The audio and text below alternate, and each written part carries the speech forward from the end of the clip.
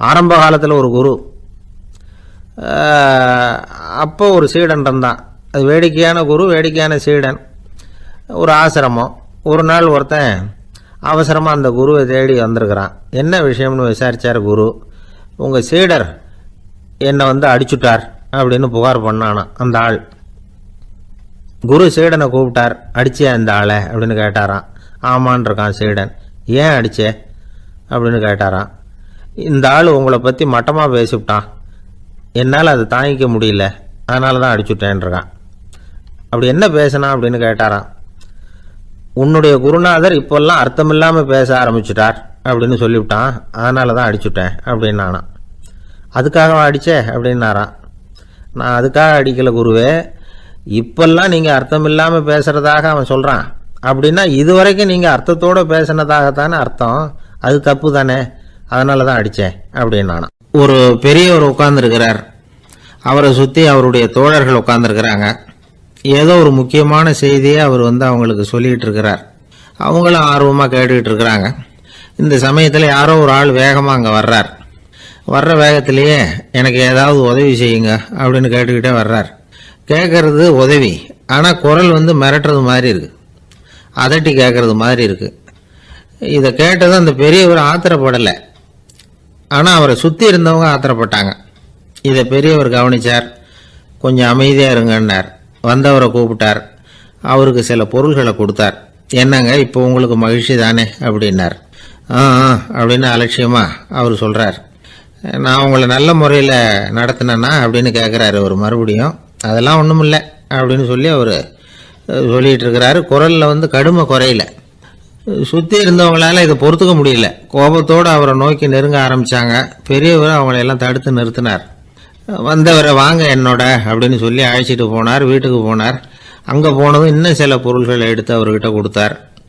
இப்போ திருப்தி தானே, நான் உங்ககிட்ட நல்ல முறையில் நடந்துக்கிட்டேனா அப்படின்னார். அவர் முகம் இப்போ தான் கொஞ்சம் மலர்ந்தது. ரொம்ப நன்றி, இறைவன் உங்கள் குடும்பத்துக்கு எல்லா நன்மைகளையும் செய்வான் அப்படின்னு சொன்னார்.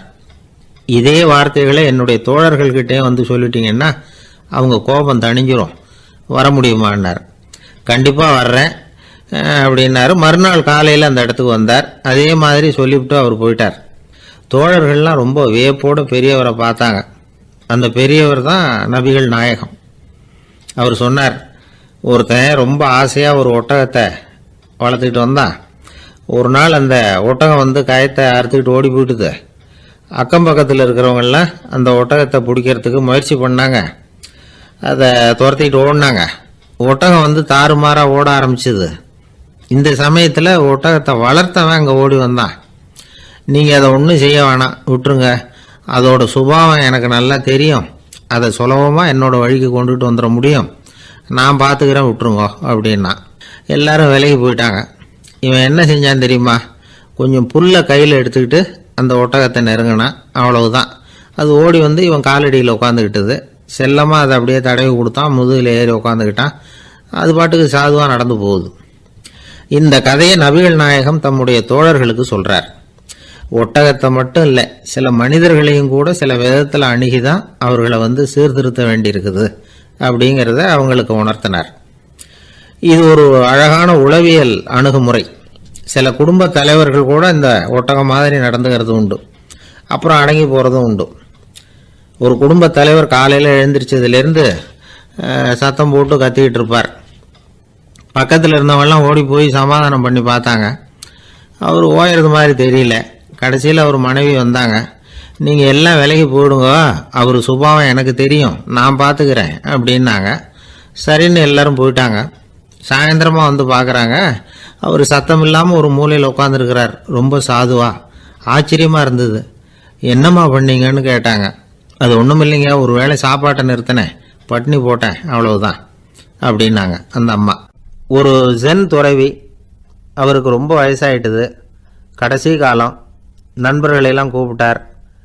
நண்பர்களே, நான் வித்தியாசமான முறையில் சாகணும்னு ஆசைப்படுறேன், அதுக்கு ஏதாவது யோசனை சொல்லுங்களேன் அப்படின்னு கேட்டாராம்.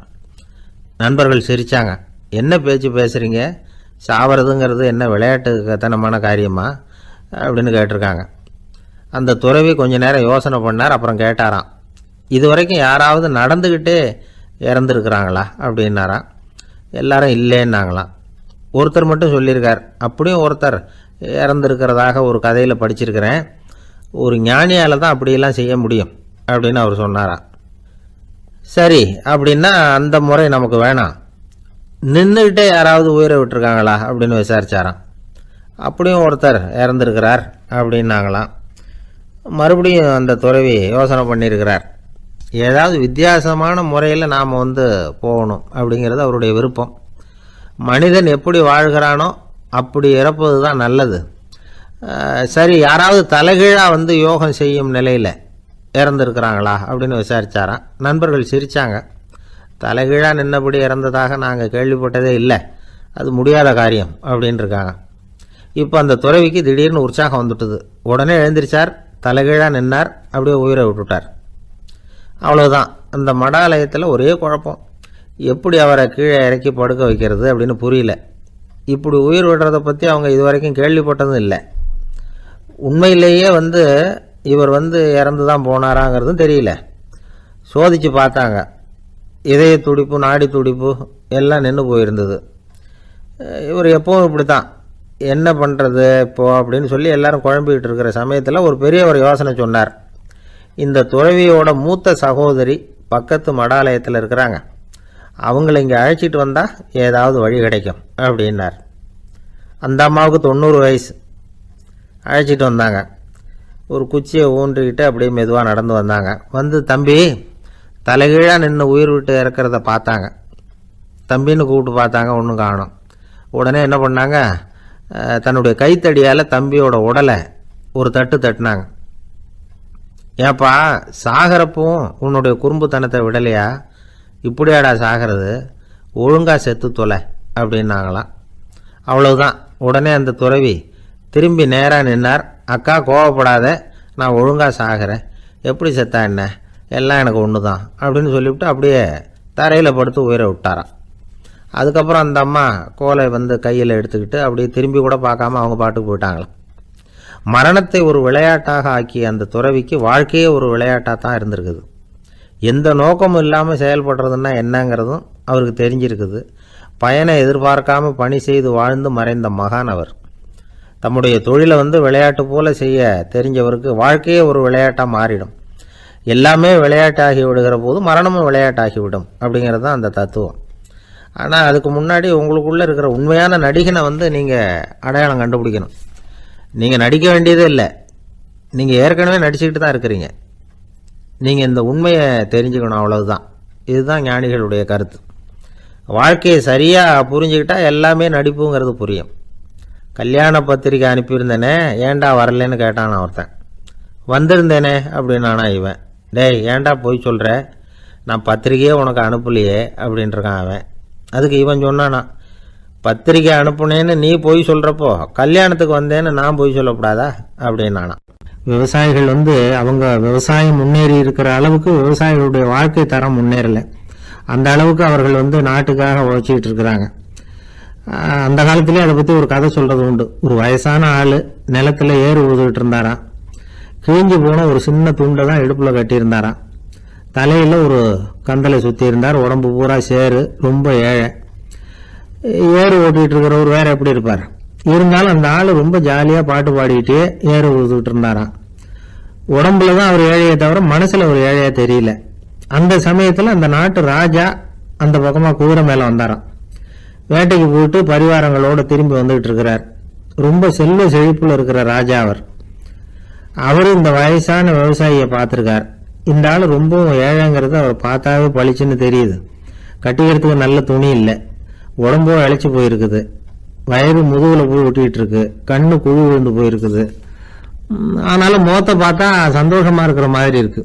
இவ்வளவு உற்சாகமாக பாடிக்கிட்டு இருக்கிறாரே அப்படின்னு ஆச்சரியமாக நினச்சி பார்த்தார் அந்த ராஜா. சரி, அவர்கிட்ட கொஞ்சம் பேச்சு கொடுத்து பார்க்கலாம் அப்படின்னு முடிவு பண்ணார். ஐயா பெரியவரே, இப்படி கொஞ்சம் வர முடியுமான்னாராம். பொழுது போகிறதுக்குள்ளே நான் இந்த வயல் பூரா உழவு ஓட்டி ஆகணும், அதனால் பேசுறதுக்கு நேரம் இல்லை அப்படின்னாராம் அந்த பெரியவர். என்ன அவ்வளவு அவசரமா, மீதி இருந்தால் நாளைக்கு உழுதக்கூடாதா? அது சரி, உனக்கு எத்தனை ஏக்கர் நிலம் இருக்குது அப்படின்னு விசாரிச்சிருக்கார் ராஜா. எனக்குன்னு சொந்தமாக உள்ளங்கை அளவு கூட நிலம் கிடையாது, இது எங்கள் முதலாளியோட நிலம். இதை பூராவும் ஊது முடிச்சாதான் அவர் கூலி கொடுப்பார். நான் கூலிக்கு ஊதுகிட்டு இருக்கிறேன், உங்ககிட்ட பேசிக்கிட்டு இருந்தா அவருக்கு துரோகம் பண்ணது மாதிரி ஆயிடும் அப்படின்னாராம். ராஜா குதிரை விட்டு கீழே இறங்கினார். வரப்புல நடந்து அந்த பெரியவர்கிட்டயே போனாராம். சரி, ஒரு நாள் பூரா ஊதான் உனக்கு எவ்வளவு கூலின்னு கேட்டிருக்கார். 8 அணா கூலி கிடைக்கும்னாராம் அவர். இது ரொம்ப காலத்துக்கு முன்னாடி நடந்த ஒரு சம்பவங்கிறதுனால அப்ப 8 அணா கூலிங்கிறது ரொம்ப பெருசு. இருந்தாலும் அதுவும் அந்த ராஜாவுக்கு பெரிய கூலியா தெரியல. இவ்வளவுதானா, இதை வச்சுக்கிட்டு நீ எப்படி காலம் தள்ளுற அப்படின்னாராம். ஒன்றும் கவலை இல்லை அப்படின்னாராம் அவரு. ராஜாவுக்கு ரொம்ப ஆச்சரியமா போச்சு. 8 அணா கூலி வாங்குற இந்த ஆளு கவலை இல்லாம இருக்கிறார், ஏராளமான வசதியோட இருக்கிறன்னா கவலை இல்லாம வாழ முடியலையே அப்படின்னு நினைச்சு பார்த்திருக்கார். அது சரி, 8 அணாவில் எப்படி குடும்பம் நடத்துற அப்படின்னு கேட்டாராம். எனக்கு கிடைக்கிற 8 அணாவில் 2 அணா குடும்பத்துக்கு செலவழிக்கிறேன், 2 அணா பழைய கடனுக்கு கொடுக்குறேன், 2 அணா தர்மம் செய்யறேன், 2 அணா வட்டிக்கு கொடுக்குறேன், ஒரு குறையும் இல்லைன்னாராம். ராஜாவுக்கு ஒன்றும் புரியல. எனக்கு ஒன்றும் புரியலேன்னு இருக்காரு. ஐயா, எனக்கும் என் மனைவிக்கும் 2 அணா செலவாகுது. வயசான அம்மா அப்பா இருக்கிறாங்க, சின்ன வயசுல என்னை காப்பாத்தினவங்க அவங்க. அந்த கடனுக்கு 2 அணா செலவாகுது, அது பழைய கடன். என் தங்கச்சி ஒருத்தி ஆதரவு இல்லாத நிலைமையில தன்னுடைய மகனோட என் வீட்டுல இருக்கிறா, அவளுக்கும் அவள் மகனுக்கும் 2 அணா செலவு பண்றேன், அது தர்மம். எனக்கு 2 பிள்ளைங்க இருக்கிறாங்க, அவங்களுக்கு 2 அணா செலவு பண்றேன், அது வட்டிக்கு கொடுக்கறது மாதிரி. பிற்காலத்துல அவங்க எங்களை காப்பாத்துவாங்க. அந்த வகையில நான் திருப்தியோட வாழ்ந்துகிட்டு இருக்கிறேன் அப்படின்னாராம். ராஜாவுக்கு அர்த்தம் புரிய ஆரம்பிச்சுதான். அந்த பெரிய நிலத்தை விலை கொடுத்து வாங்கி அந்த பெரியவருக்கே தானமா கொடுத்துட்டாராம். இப்போ ஊழவருக்கே நிலம் சொந்தமாயிட்டுது. அன்னையிலிருந்து அரசனுக்கும் ஆறுதல் கிடைச்சுதான். இப்படி ஒரு கதை சொல்லுவாங்க. 8 அணா வருமானத்தை வச்சுக்கிட்டு எப்படி காலத்தை தள்ளுறதுன்னு சொல்றதுக்காக இந்த கதையை சொல்றதாக யாரும் தப்பா நினைச்சுக்க கூடாது. கிடைக்கிறத எப்படி பங்கு போடுறார், எப்படி திருப்தியா வாழறார் அப்படிங்கிறது தான் முக்கியம். அது மாதிரி இன்றைக்கு இந்த பொங்கல் திருநாள்ல உழவர்கள் மனசு மகிழ்ச்சியா இருந்ததுன்னா அது எல்லாரும் மகிழ்ச்சியா இருக்கிறது மாதிரி அர்த்தம். அதனால அவர்கள்ட்ட இருந்து நாம பாடம் கத்துக்கணும். சில உழவர்கள் தங்கள் நிலத்துல விளையறத தாங்கள் சாப்பிட மாட்டாங்க, அடுத்தவங்கள்ட்ட வித்துட்டு சந்தையில போய் வேற அரிசி வாங்கிட்டு வந்துதான் இவங்க சாப்பிடுவாங்க. அப்படிப்பட்ட விவசாயிகள்லாம் இது உண்டு. பங்கிடுகிற பண்பை உழவர்கள்ட்ட இருந்து கற்றுக்கொள்ளுங்கள் அப்படிம்பாங்க. ஒரு ஆள் நிம்மதியா மகிழ்ச்சியா இருந்தானா, உங்க நிம்மதிக்கும் மகிழ்ச்சிக்கும் என்ன காரணம்னு கேட்டிருக்காரு இன்னொருத்தர். என்கிட்ட இருந்தது பூராவையும் என் பிள்ளைங்களுக்கு சமமா பங்கு போட்டு கொடுத்துட்டேன், எனக்குன்னு எதுவுமே வச்சுக்கல, அதுதான் நிம்மதிக்கு காரணம்னு இருக்கான். உங்ககிட்ட இருந்தது எவ்வளவு இருந்தது அப்படின்னு கேட்டிருக்காரு அவரு. மொத்தமா ஒரு 50,000 ரூபாய் இருக்கும் அப்படின்னு இருக்கான். அவ்வளவும் பணமாவே இருந்ததா அப்படின்னு கேட்டிருக்காங்க அவங்க. இல்லைங்க, அவ்வளவும் கடன், அதை தான் பிரிச்சு கொடுத்துருக்கேன் பிள்ளைங்க கிட்ட அப்படின்னு நானும். அவன் நம்பிக்கை இல்லைன்னா இந்த உலகத்துல நாம நடமாடவே முடியாது. அவநம்பிக்கையோடு இருந்துகிட்டு இருந்தா என்னைக்கும் அவஸ்தை தான். நாம நம்புறது நடக்குதோ இல்லையோ அது வேற விஷயம். ஆனா எதையும் நம்பி தான் நாம அடி வைக்க வேண்டியிருக்கு. வேற ஒன்றும் வேணாம், ஒரு லாட்ரி சீட்டு வாங்குறோம், அது எங்க நமக்கு விழப்போகுது அப்படிங்கிற அவநம்பிக்கையோடவா வாங்குறோம். பரிசு நமக்கு தான் அப்படிங்கிற நம்பிக்கை உள்ளூர இருக்கிறதுனால தான் அதை வாங்குறோம். இருந்தாலும் முடிவு வேற மாதிரி ஆயிடுது, அதுக்காக மனசு சோர்ந்து போறதில்ல, அடுத்த மாசமும் சீட்டு வாங்குறோம். இந்த நம்பிக்கை தான் மனித வாழ்க்கைக்கு ஆதாரம். ஒரு கடையில் போய் டீ சாப்பிட்றீங்க, அந்த டீ நல்ல டீ தானா, அதில் விஷம் கலந்துருக்குமா அப்படிங்கிற சந்தேகம் வந்துட்டுதுன்னு வச்சுங்க. அதுக்கப்புறம் அதை எப்படி நீங்கள் சாப்பிட முடியும்? நம்பி தான் சாப்பிட்ணும். ரயில் ஒழுங்காக போய் சேருங்கிற நம்பிக்கை இருக்கிறதுனால தான் அதில் ஏறி உட்காடுறோம். லெட்டர் ஒழுங்காக போய் சேருங்கிற நம்பிக்கை இருக்கிறதுனால தான் பெட்டியில் போடுறோம். சரி, நம்ம கதையெல்லாம் நம்மளோட இருக்கட்டும். மனித நம்பிக்கை எந்த அளவுக்கு உறுதியாகவும் அறிவுபூர்வமாகவும் இருக்கணுங்கிறதுக்கு அலெக்சாண்டர் வாழ்க்கையில் நடந்த ஒரு சம்பவத்தை உதாரணமாக சொல்லலாம். இந்த உலகத்தையே ஜெயிக்கணும்னு புறப்பட்டார் அலெக்சாண்டர். ஒரு கட்டத்தில் அவர் சிட்னஸ் நதி கரைக்கு சேர்ந்தார். அந்த சமயத்தில் அவருக்கு கடுமையான நோய் வந்துட்டுது. அவர் கூடவே வந்திருந்த கிரேக்க வைத்தியர்கள் என்னென்னமோ முயற்சியெல்லாம் பண்ணி பார்த்தாங்க. இருந்தாலும் அலெக்சாண்டருக்கு வந்திருக்கிறது என்ன நோய்ங்கிறத அவங்களால கண்டுபிடிக்க முடியல. ஏன்னா அந்த பகுதியில் உள்ளவங்களுக்கு மட்டுமே அதிகமாக வரக்கூடிய ஒரு வினோதமான நோயாக இருந்தது அது. ஆனால் அவர் இருக்கிற இடம் எதிரியோட இடம், பாரசீக மன்னனோட ஆளுகைக்கு உட்பட்ட இடம். என்ன பண்ணுறது அப்படின்னு எல்லாரும் யோசனை பண்ணாங்க. பாரசீக மன்னனோட அரண்மனையில் இருக்கிற வைத்தியர் வந்தால் இந்த நோயை குணப்படுத்தி விடுவார் அப்படின்னு சொன்னாங்க. இருந்தாலும் எதிரியோட நாட்டில் இருக்கிற வைத்தியரை கூப்பிட்டு எப்படி நம்பி வைத்தியம் பார்க்க சொல்கிறது? அப்படின்னு சொல்லி எல்லோரும் தயங்கினாங்க. ஆனால் அலெக்சாண்டர் தயங்கலை.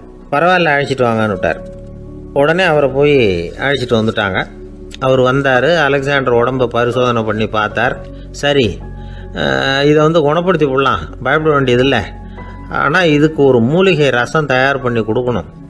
நான் போய் அதை தயார் பண்ணிவிட்டு 2 நாளில் திரும்பி வந்துடுறேன் அப்படின்னு சொல்லிவிட்டு போனார் அந்த வைத்தியர். அதே மாதிரி 2 நாளில் திரும்பி வந்தார் மூலிகை ரசத்தோட. இதுக்கு இடையில் அலெக்சாண்டரோட தளபதிகளில் ஒருத்தர் ரகசியமாக ஒரு எச்சரிக்கை கடிதம் கொடுத்து அனுப்பியிருக்கிறான். அதை வாங்கி என்ன விஷயம்னு பார்த்தார். இப்போ உங்ககிட்ட வந்திருக்கிற எதிரி நாட்டு வைத்தியரை நம்பாதீங்க, அவன் கொண்டுகிட்டு வந்திருக்கிற மூலிகை ரசத்தில் விஷம் கலந்துருக்குது அப்படின்னு அதில் எழுதியிருக்கு. அதை பார்த்தார் அலெக்சாண்டர். இருந்தாலும் கொஞ்சம் கூட அலட்டிக்கலை. வைத்தியர் கொடுத்த மருந்தை வாங்கி கடகடன்னு குடிச்சுட்டு அதுக்கப்புறம் அந்த கடிதத்தில் இருந்த விஷயத்தை அந்த வைத்தியர்கிட்ட சொன்னார். வைத்தியர் திகைச்சு போயிட்டார். தன் மேலே அலெக்சாண்டர் வச்சிருக்கிற நம்பிக்கையை பார்த்து அவருக்கு ரொம்ப வியப்பு. வைத்தியர் உண்மையிலேயே நல்ல மருந்து தான் கொண்டுகிட்டு கொடுத்துருக்கிறார், அதில் விஷம்லாம் எதுவும் கலக்கலை. அதுக்கப்புறம் அலெக்சாண்டர் அந்த வைத்தியரை பார்த்து சொன்னாராம், நம்பிக்கைங்கிற அச்சாணியை ஆதாரமாக வச்சுக்கிட்டு தான் இந்த உலகம் சுற்றிக்கிட்டு இருக்குது. எனக்கு எதிரியாக இருந்தாலும் பாரசீக மன்னர் ரொம்ப பெரியவர். அப்பேற்பட்ட மன்னருடைய அரண்மனை வைத்தியர் தொழில் நேர்மை இல்லாதவராக இருக்க மாட்டார். அப்படி இருந்தால் அவரை அரண்மனை வைத்தியராக வச்சிருக்கவே மாட்டாங்க அப்படின்னு நம்பினேன். என்னுடைய நம்பிக்கை வீண் போகலை அப்படின்னாராம். இதுதான் மானுட நம்பிக்கைங்கிறது. இந்த காலத்துலேயும் இது மாதிரி இந்த மானுட நம்பிக்கையை ரொம்பவும் சாமர்த்தியமாக கையாளுகிற கெட்டிக்காரங்க சில பேர் இருக்கிறாங்க. இந்த காலத்து குரு, அவருக்கு ஒரு சிஷ்யன். குரு முன்னாடி அந்த சிஷ்யன் ரொம்ப பணிவாக நின்று, குருவே, உங்கள் கையால் விஷத்தை கொடுத்தாலும் அதை வாங்கி மடமடன்னு குடிச்சிருவேன் அப்படின்னா. உன்னுடைய குரு பக்தியை மெச்சினேன் அப்படின்னார் குரு. அதுக்கு அந்த சிஷ்யன், அப்படி இல்லை குருவே, உங்ககிட்ட சிஷ்யனாக இருக்கிறத விட உங்கள் கையால் விஷத்தை வாங்கி குடிச்சு விடுறது ரொம்ப நல்லது, அதனால தான் அப்படி சொன்னேன் அப்படின்னா. ரொம்ப நாளைக்கு முன்னாடி ஒரு நாள் கோவலன் நாடகம் நடந்தது. எங்கள் மதுரையில் நடந்தது. அதில் ஒரு முக்கியமான கட்டம். கண்ணகி கிட்ட சிலம்பை வாங்கிக்கிட்டு அதை விற்கிறதுக்காக மதுரை நகருக்கு புறப்படுறான் கோவலன். அந்த சமயத்தில் கண்ணகி பாடுற மாதிரி ஒரு நாடக பாடல் நாடக ஆசிரியர் எழுதினது.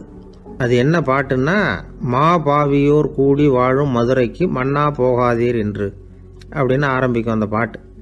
இதுதான் அந்த பாட்டு. இதை கண்ணகி மேடையில் பாடின உடனே கூட்டத்தில் சலசலப்பு. நம்ம ஊர்லேயே நமக்கு முன்னாடியே நின்றுக்கிட்டு மா பாவியோர் கூடி வாழும் மதுரை அப்படின்னு சொல்கிறாங்களே, என்ன தைரியம் அப்படின்னு எல்லாம் குழப்பம் பண்ண ஆரம்பிச்சிட்டாங்க. மக்கள் சத்தம் போட ஆரம்பிச்சிட்டாங்க. எதிர்ப்பு குரல் அது பாட்டுக்கு வர அதிகமாக போட்டுது. கொண்டுக்கிட்டு வா அந்த நாடக ஆசிரியரை, எழுதுனது யார் அப்படின்னு ஒரே சத்தம், கூச்சல். வேறு வழி இல்லை. மெதுவாக மேடைக்கு வந்தார் அந்த நாடக ஆசிரியர். 4 பக்கத்திலிருந்தும் கேள்வி கணைகள். மக்களை பார்த்து கொஞ்சம் அமைதியாக இருங்கோ அப்படின்னு சொல்லிவிட்டு தன்னுடைய விளக்கத்தை சொல்ல ஆரம்பித்தார் அந்த நாடக ஆசிரியர். மா அப்படின்னு சொன்னால் திருமகளாகிய லட்சுமி அப்படின்னு அர்த்தம். பா அப்படின்னா கலைமகளாகிய சரஸ்வதி. வி அப்படின்னா மலைமகளாகிய பார்வதி. மா பாவியோர் அப்படின்னா திருமகளும் கலைமகளும் மலைமகளும், இவங்க மூவரும் அப்படின்னு அர்த்தம். இந்த 3 பேரும் வாழ்கின்ற மதுரை புனிதம் நிறைந்தது, சகல செல்வங்களும் நிறைஞ்சது. அப்படிப்பட்ட ஊரில் நான் அணிந்து கொள்ளும் இந்த சாதாரண சிலம்பை யார் வாங்கிக்குவாங்க அப்படிங்கிற எண்ணத்தோடு தான் கண்ணகி அப்படி சொல்கிறா. அதை நினச்சி தான் நான் எழுதினேன். ஆகவே மதுரையை ரொம்ப சிரமப்படுத்தணும், ரொம்ப மோசமாக எழுதணும் அப்படிங்கிற எண்ணம்லாம் எனக்கு கிடையாது. பெருமைப்படுத்தணும்னு நினச்சி தான் அப்படி எழுதினேன் அப்படின்னு விளக்கம் கொடுத்தாராம். இந்த விளக்கத்தை கேட்டதும் எல்லாரும் ரொம்ப சமாதானம் ஆகிட்டாங்களாம். இப்படி விளக்கம் கொடுத்த அந்த நாடக ஆசிரியர் யார் தெரியுமா? அவர் தான் தமிழ் நாடக உலகின் முதல் ஆசான் சங்கரதாஸ் சுவாமிகள்.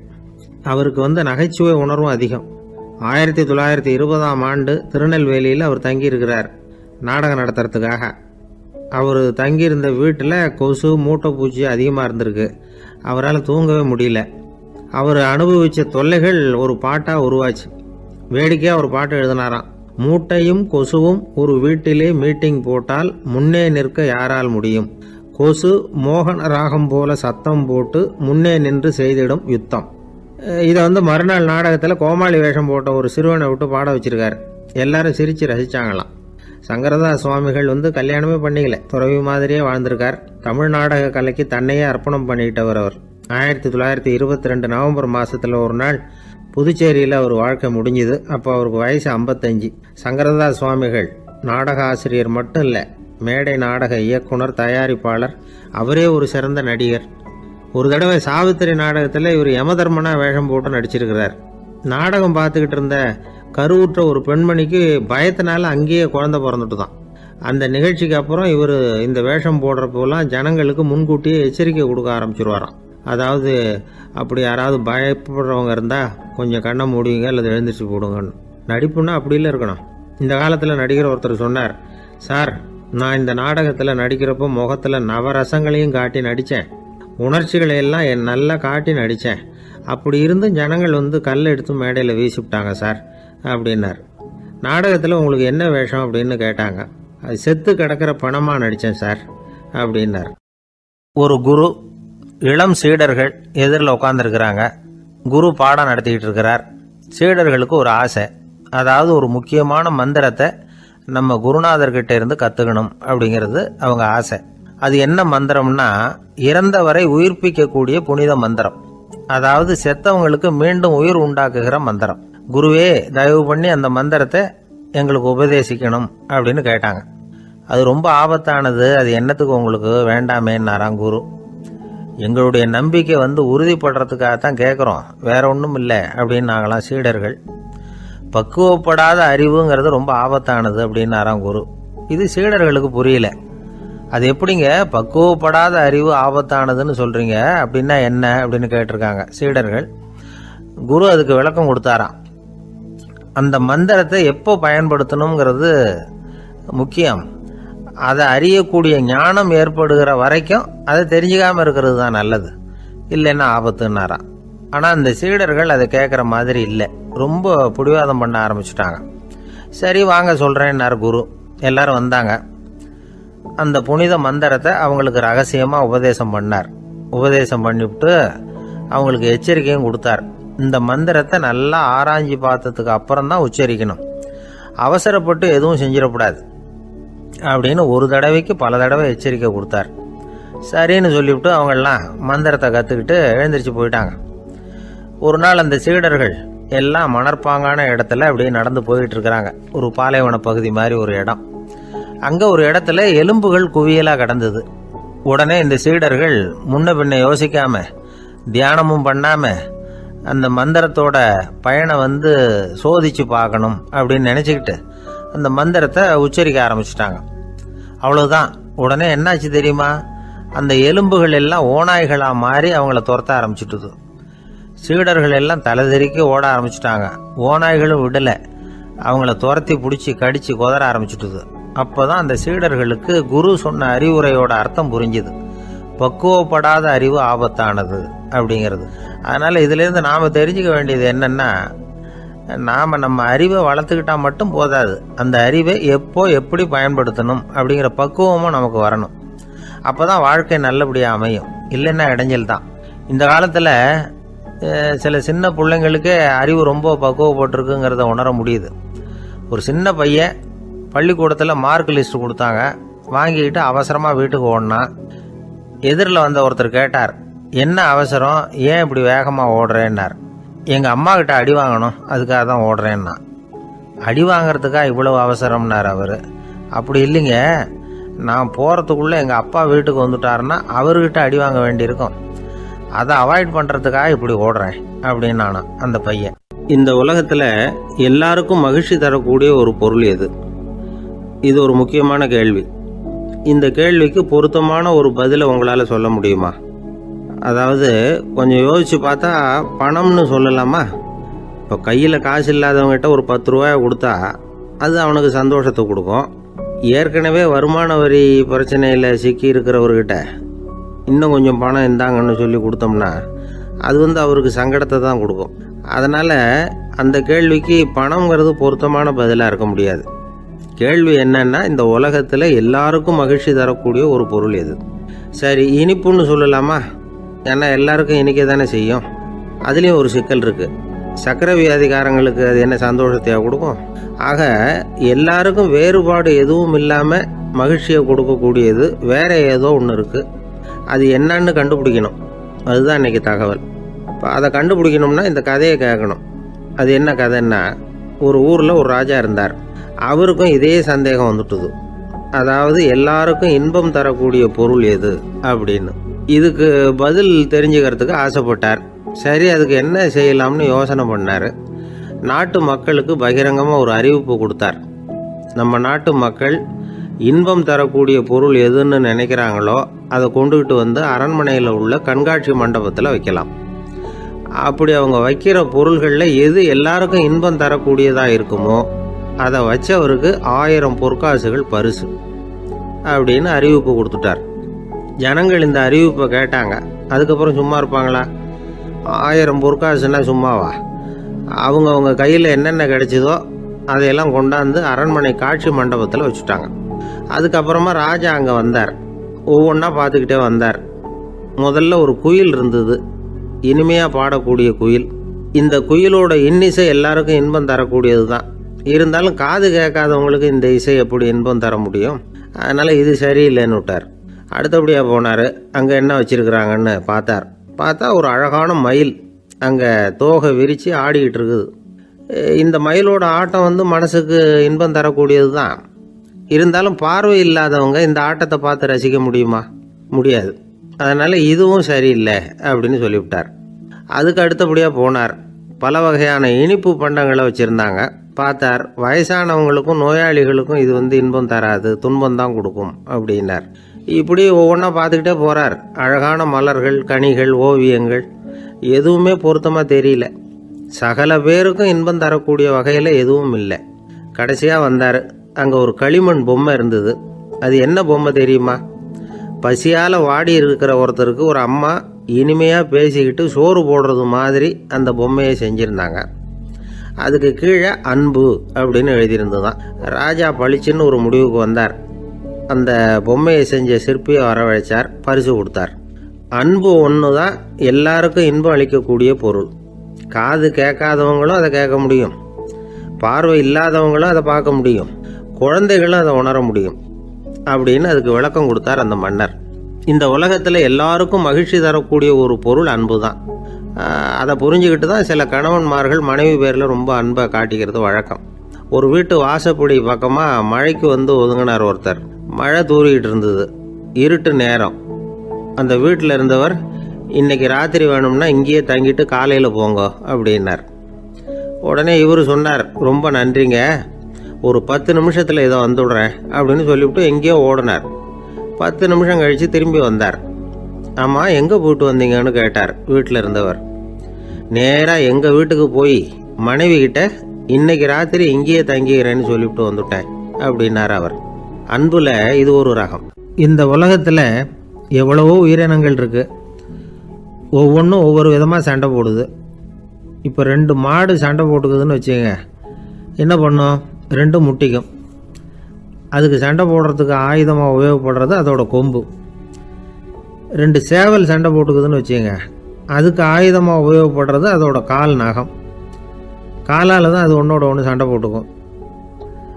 ஆனால் 2 மனுஷன் சண்டை போட்டுக்கிறான்னு வச்சுங்க, இவன் இன்னதை தான் ஆயுதமாக உபயோகப்படுத்துவான்னு குறிப்பிட்டு சொல்ல முடியாது. கல்லை எடுப்பான், கத்தி எடுப்பான், துப்பாக்கி எடுப்பான், என்ன வேணாலும் பண்ணுவான். வாயால் திட்டுவான், கையால் அடிப்பான், காலால் உதைப்பான், சகலகலா வல்லவன். விலங்குகள்லாம் பொதுவாக வாயை சாப்பிட்றதுக்கு மட்டும்தான் உபயோகப்படுத்துது.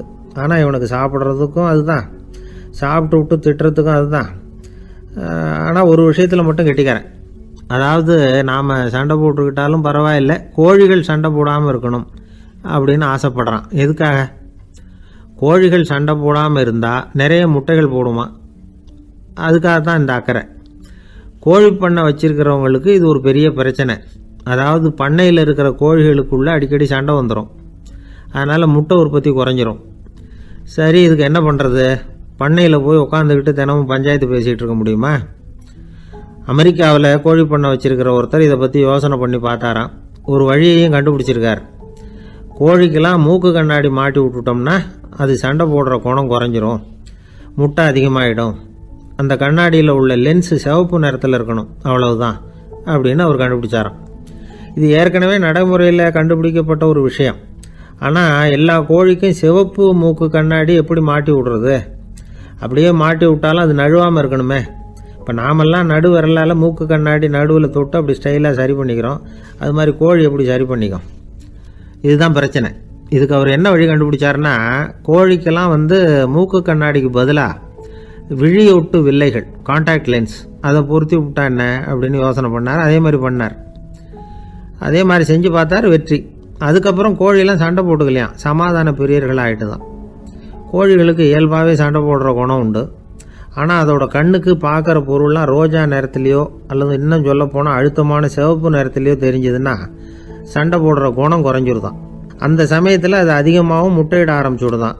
அதே நேரத்தில் இறை எடுக்கிறத கூட குறைச்சிக்குதான். இது ஏன் இப்படி பண்ணுதுங்கிறது விஞ்ஞானிகளுக்கு இன்னமும் புரியலையா. எப்படியோ அமெரிக்க கோழிகள்லாம் கான்டாக்ட் லென்ஸ் பொருத்திக்க ஆரம்பித்தாச்சு. கோழி கழுத்தை பிடிச்சிக்கிட்டு ஒரு சில வினாடிகளில் அதை பொருத்தி விட்றாங்களாம். கோழியோட ஆயுள் பூரா அது அப்படியே இருக்குமா. பண்ணையில் முட்டை உற்பத்தி குறைஞ்சா இது மாதிரி விஞ்ஞானபூர்வமாக பரிகாரம் தேடுறது தான் நல்லது. நமக்கு வேண்டியப்பட்ட ஒருத்தர், அவர் ஒரு கோழி பண்ணை வச்சுருந்தார். அந்த பண்ணையில் பாதி கோழி திடீர்னு செத்து போச்சு. உடனே ஒரு கால்நடை மருத்துவர்கிட்ட போக வேண்டியது தானே. அங்கே போகல. உள்ளூரில் மந்திரம் பண்ணிகிட்டு இருந்த ஒரு சாமியார்கிட்ட போனார். அவர் காலில் விழுந்தார். சாமி, என் பண்ணையில் பாதி கோழி செத்து போட்டுதுன்னார். சாமியார் யோசனை பண்ணார். சரி, பண்ணையில் வாசப்படி கிழக்கு பக்கமாக வச்சுருக்கியா மேற்கு பக்கமாக வச்சுருக்கியான்னு கேட்டார். கிழக்கு பக்கமாக இருக்குன்னார் அவர். அதுதான் தப்பு, மேற்கு பக்கமாக அதை மாற்றி சரியாக போடும்னாராம். அதே போல் இவர் போய் மாற்றிவிட்டார். அப்பவும் பாதி செத்து போச்சு. மறுபடியும் சொன்னார், சாமி மறுபடியும் பாதி கோழி செத்து போட்டுதேன்னார். சரி, கூரை எப்படி போட்டிருக்க, ஓடு போட்டிருக்கியா இல்லை கீத்து போட்டிருக்கியான்னார். ஓடு போட்டிருக்கேன்னாராம் அவர். அதுதான் தப்பு, கீத்து போட்டுரு சரியாக போடும்னாராம். சரின்னு போய் அதையும் மாற்றி பார்த்தார். மறுபடியும் போயிட்டுது, கோழி செத்து போச்சு. வந்தார், மறுபடியும் பாதி செத்து போச்சு சாமின்னு வந்தார். இவரும் யோசனையை மாற்றி மாற்றி சொல்லிகிட்டே இருக்கிறார். இப்படி அவரும் மாற்றி மாற்றி பார்த்தார். 6வது தடவையாக அவரை தேடிட்டு வந்தார். அந்த சமயத்தில் இவர் ரொம்ப தீவிரமாக யோசனை பண்ணி பார்த்துட்டு, அது சரிப்பா, நீயும் என்கிட்ட சளைக்காமல் வந்துக்கிட்டு இருக்கிற, நானும் யோசனை சொல்லிகிட்டு இருக்கேன். இப்போவும் உங்ககிட்ட சொல்கிறதுக்கு என்கிட்ட யோசனை நிறையா இருக்குது. ஆனால் சோதிக்கிறதுக்கு உங்ககிட்ட கோழி இல்லையே, என்ன பண்ணுறது அப்படின்னாராம். இவர் நடந்து போய்கிட்டு இருந்தார். அவர் தோளில் ஒரு பெரிய துணி மூட்டை, அதை சுமந்துக்கிட்டு கடத்தெருவை நோக்கி அவர் போய்கிட்டு இருக்கிறார். வழியில் அவரை சந்தித்தார் உமர். அவர் கேட்டார், கலீஃபா அவர்களே, எங்கே புறப்பட்டுட்டீங்க அப்படின்னு கேட்டார். கலீஃபான்னா ஆட்சித்தலைவர்னு அர்த்தம். இதுக்கு அவர் சொன்னார், நான் துணி வணிகம் செய்கிறவன், அதனால் துணி வியாபாரம் செய்கிறதுக்காக போயிட்டுருக்கிறேன்னார். நீங்கள் இப்போ இந்த நாட்டுக்கு ஆட்சித்தலைவர், ஆட்சி பொறுப்பில் இருக்கிறீங்க. நீங்கள் வியாபாரம் செய்ய போட்டால் அரசு பணிகளை செய்கிறது யார் அப்படின்னு கேட்டார் அவர். நான் அரசு பணிகளை மட்டுமே செஞ்சுக்கிட்டு இருந்தா என் குடும்பத்தை காப்பாற்றுறது யார் அப்படின்னு கேட்டார் அவர். இப்படி கேட்டவர் யார் தெரியுமா? அவர் தான் அபூபக்கர், இறை தூதர் முகமது அவர்களுக்கு பிறகு கலீஃபாவாக தேர்ந்தெடுக்கப்பட்டவர். அப்போலாம் ஆட்சி தலைவர்களுக்கு சம்பளம்னு எதுவும் கிடையாது. இந்த பிரச்சனையை எப்படி தீர்க்கிறதுன்னு யோசனை பண்ணார் உமர். அபு உபைதா அவர்கள்கிட்ட அழைச்சிட்டு போனார். அவர் யாருன்னா, அவர் தான் பொது நிதி கருவூலத்தின் பொறுப்பாளர். அவர்கிட்ட பிரச்சனையை சொன்னார். இது மாதிரி ஆட்சி தலைவருக்கு பொது நிதியிலிருந்து ஊதியம் அளிக்க முடியுமான்னு கேட்டார். பொது நிதி விதிகளின்படி அதுக்கு சாத்தியம் இல்லைன்னு சொல்லிவிட்டார் அவர். சரி, வேற ஏதாவது வழி இருக்குதான்னு கேட்டார் உமர். அபு உபைதா கொஞ்சம் யோசனை பண்ணி பார்த்தார். அப்புறமா சொன்னார், மக்காவிலிருந்து மதீனாவுக்கு குடிபெயர்ந்து வந்த அகதிகளுக்கு நிதி உதவி அளிக்கிறதுக்கு விதிகளில் இடம் இருக்கு. அப்படி பார்த்தா அபூபக்கரும் அகதி தானே, அதனால எல்லா அகதிகளுக்கும் கொடுக்கறது மாதிரியே அவருக்கும் ஒரு தொகை அளிக்கலாம்னார். கலீஃபா அபூபக்கருக்கு இந்த அகதி உதவி தொகையைத்தான் கொடுத்துட்டு வந்தாங்களாம். குடும்ப செலவுக்கு அது போதுமானதா இல்லை. இருந்தாலும் கலீஃபாங்கிறதுக்காக மற்ற அகதிகளை விட அதிகமாக தொகையை பெற அவர் விரும்பலை. மார்பு பக்கம் கிழிஞ்சிருந்த ஒரு மேலாடையை தான் அவர் அணிஞ்சிருந்தார். அவருடைய துணைவியார் அஸ்மா, அவங்க ஒரு நாள் தேன் அருந்த ஆசையாக இருக்குன்னாங்களாம். நமக்கு கிடைக்கிற ஊதியம் குடும்ப செலவுக்கே போதுமானதா இல்லையே, இந்த நிலையில் தேன் வாங்கிறதுக்கு காசுக்கு நான் எங்கே போவேன்ருக்கார் அவர். கொஞ்ச நாள் கழித்து அவங்க ஒரு தொகையை அவர்கிட்ட கொடுத்து தேன் வாங்கிட்டு வர சொன்னாங்களாம். இவருக்கு ஆச்சரியம், ஏது இந்த பணம்னு கேட்டிருக்காரு. நீங்கள் தினமும் குடும்ப செலவுக்காக கொடுத்துக்கிட்டு வந்த பணத்தில் கொஞ்சம் கொஞ்சமாக மிச்சப்படுத்தி வச்சேன்னாங்களாம். அபூபக்கர் அந்த பணத்தை எடுத்துக்கிட்டு நேராக பொது நிதி கருவூல பொறுப்பாளர்கிட்ட போனார். இந்த பணத்தை பொது நிதியில் சேர்த்துருங்க, இது அதிகப்படியாக எனக்கு தரப்பட்டு வந்த ஊதியம், அடுத்த மாதத்துலேருந்து இந்த தொகையை குறைச்சிங்கன்னு வேற சொல்லிவிட்டாராம். பசியை தணிக்க தேவையான அளவு உணவு, ஒரு ஜோடி உடை, இதை தவிர கூடுதலாக மக்கள் பொது நிதியிலிருந்து வாங்கிக்கிறதுக்கு என் குடும்பத்தாருக்கு உரிமை இல்லை அப்படின்னு சொல்லி கண்டிப்பாக சொல்லிவிட்டாராம். அவர் வாங்கிட்டு வந்த இந்த குறைந்த ஊதியம் கூட அவர் மனசை உறுத்திக்கிட்டே இருந்தது. கடைசி நேரம் அவர் தம்முடைய மகள் ஆயிஷா அவர்களை அழைச்சார். மகளே, இதுவரைக்கும் பொது நிதியிலிருந்து நான் வாங்கிட்டு வந்த தொகை என்னுடைய இதயத்தில் பாரமாக அழுத்திக்கிட்டு இருக்கு. என் தோட்டத்தை விற்று அதில் வர்ற பணத்திலிருந்து நான் இதுவரைக்கும் வாங்கிட்டு வந்த ஊதிய தொகையை கணக்கு போட்டு பொது நிதியில் சேர்த்து விடு அப்படின்னாராம். பதவி ஏற்கிறதுக்கு முன்னாடி தன்கிட்ட இருந்ததை விட இப்போ கூடுதலாக என்ன சொத்து இருக்குன்னு பார்த்துருக்கார். ஒரு ஒட்டகம், ஒரு கோப்பை, ஒரு பணியாள். இதையும் அடுத்தபடியாக கலீஃபாவா வர்றவர்கிட்ட ஒப்படைச்சிருங்க அப்படின்னு விட்டாராம். அதே மாதிரி அடுத்து வந்த உமர்கிட்ட ஒப்படைச்சாங்க. அப்போ உமர் சொன்னாராம், அபூபக்கரே, இந்த முன்மாதிரியால் உங்களுக்கு பிறகு இந்த ஆட்சி பொறுப்பை ஏற்கிறவர்களை பெரும் நெருக்கடிக்கு ஆளாகி விட்டீங்க அப்படின்னு சொல்லி ரொம்ப கண் கலங்கினாராம். கடைசியாக அபூபக்கர் தன்னுடைய குடும்பத்தாருக்கு விட்டு சென்ற சொத்து ஒரு படுக்கை விரிப்பு, ஒரு போர்வை, அவ்வளவுதான். இது சிந்திக்க வேண்டிய ஒரு செய்தி. ஒரு ஊரில் ஒரு மன்னர் இருந்தாராம். அமைச்சர் அவர்கிட்ட சொன்னாராம், மன்னா, நம்ம ராஜ்யத்தில் இனிமே லஞ்ச ஊழலே இருக்காதுன்னாராம். ஆஹா, அப்படின்னா ஊழல் பேர் வழிகளையெல்லாம் நாடு கடத்தியாச்சா அப்படின்னு கேட்டிருக்காரு மன்னர். இதுக்கு அவர், அப்படி இல்லைங்க, இனிமே கொடுக்கறதுக்கு ஜனங்கள்கிட்ட பணமே இல்லை அப்படின்னாராம். ஒரு நண்பர் இருக்கார். எப்போ பார்த்தாலும் கையில் ஒரு புத்தகம் இருக்கும். புத்தகம் இல்லாமல் எங்கேயும் புறப்பட மாட்டார். எதுக்காக இப்படி எடுத்துகிட்டு போகிறீங்க அப்படின்னு கேட்டால், எனக்கு இது ஒரு நல்ல நண்பன் மாதிரி.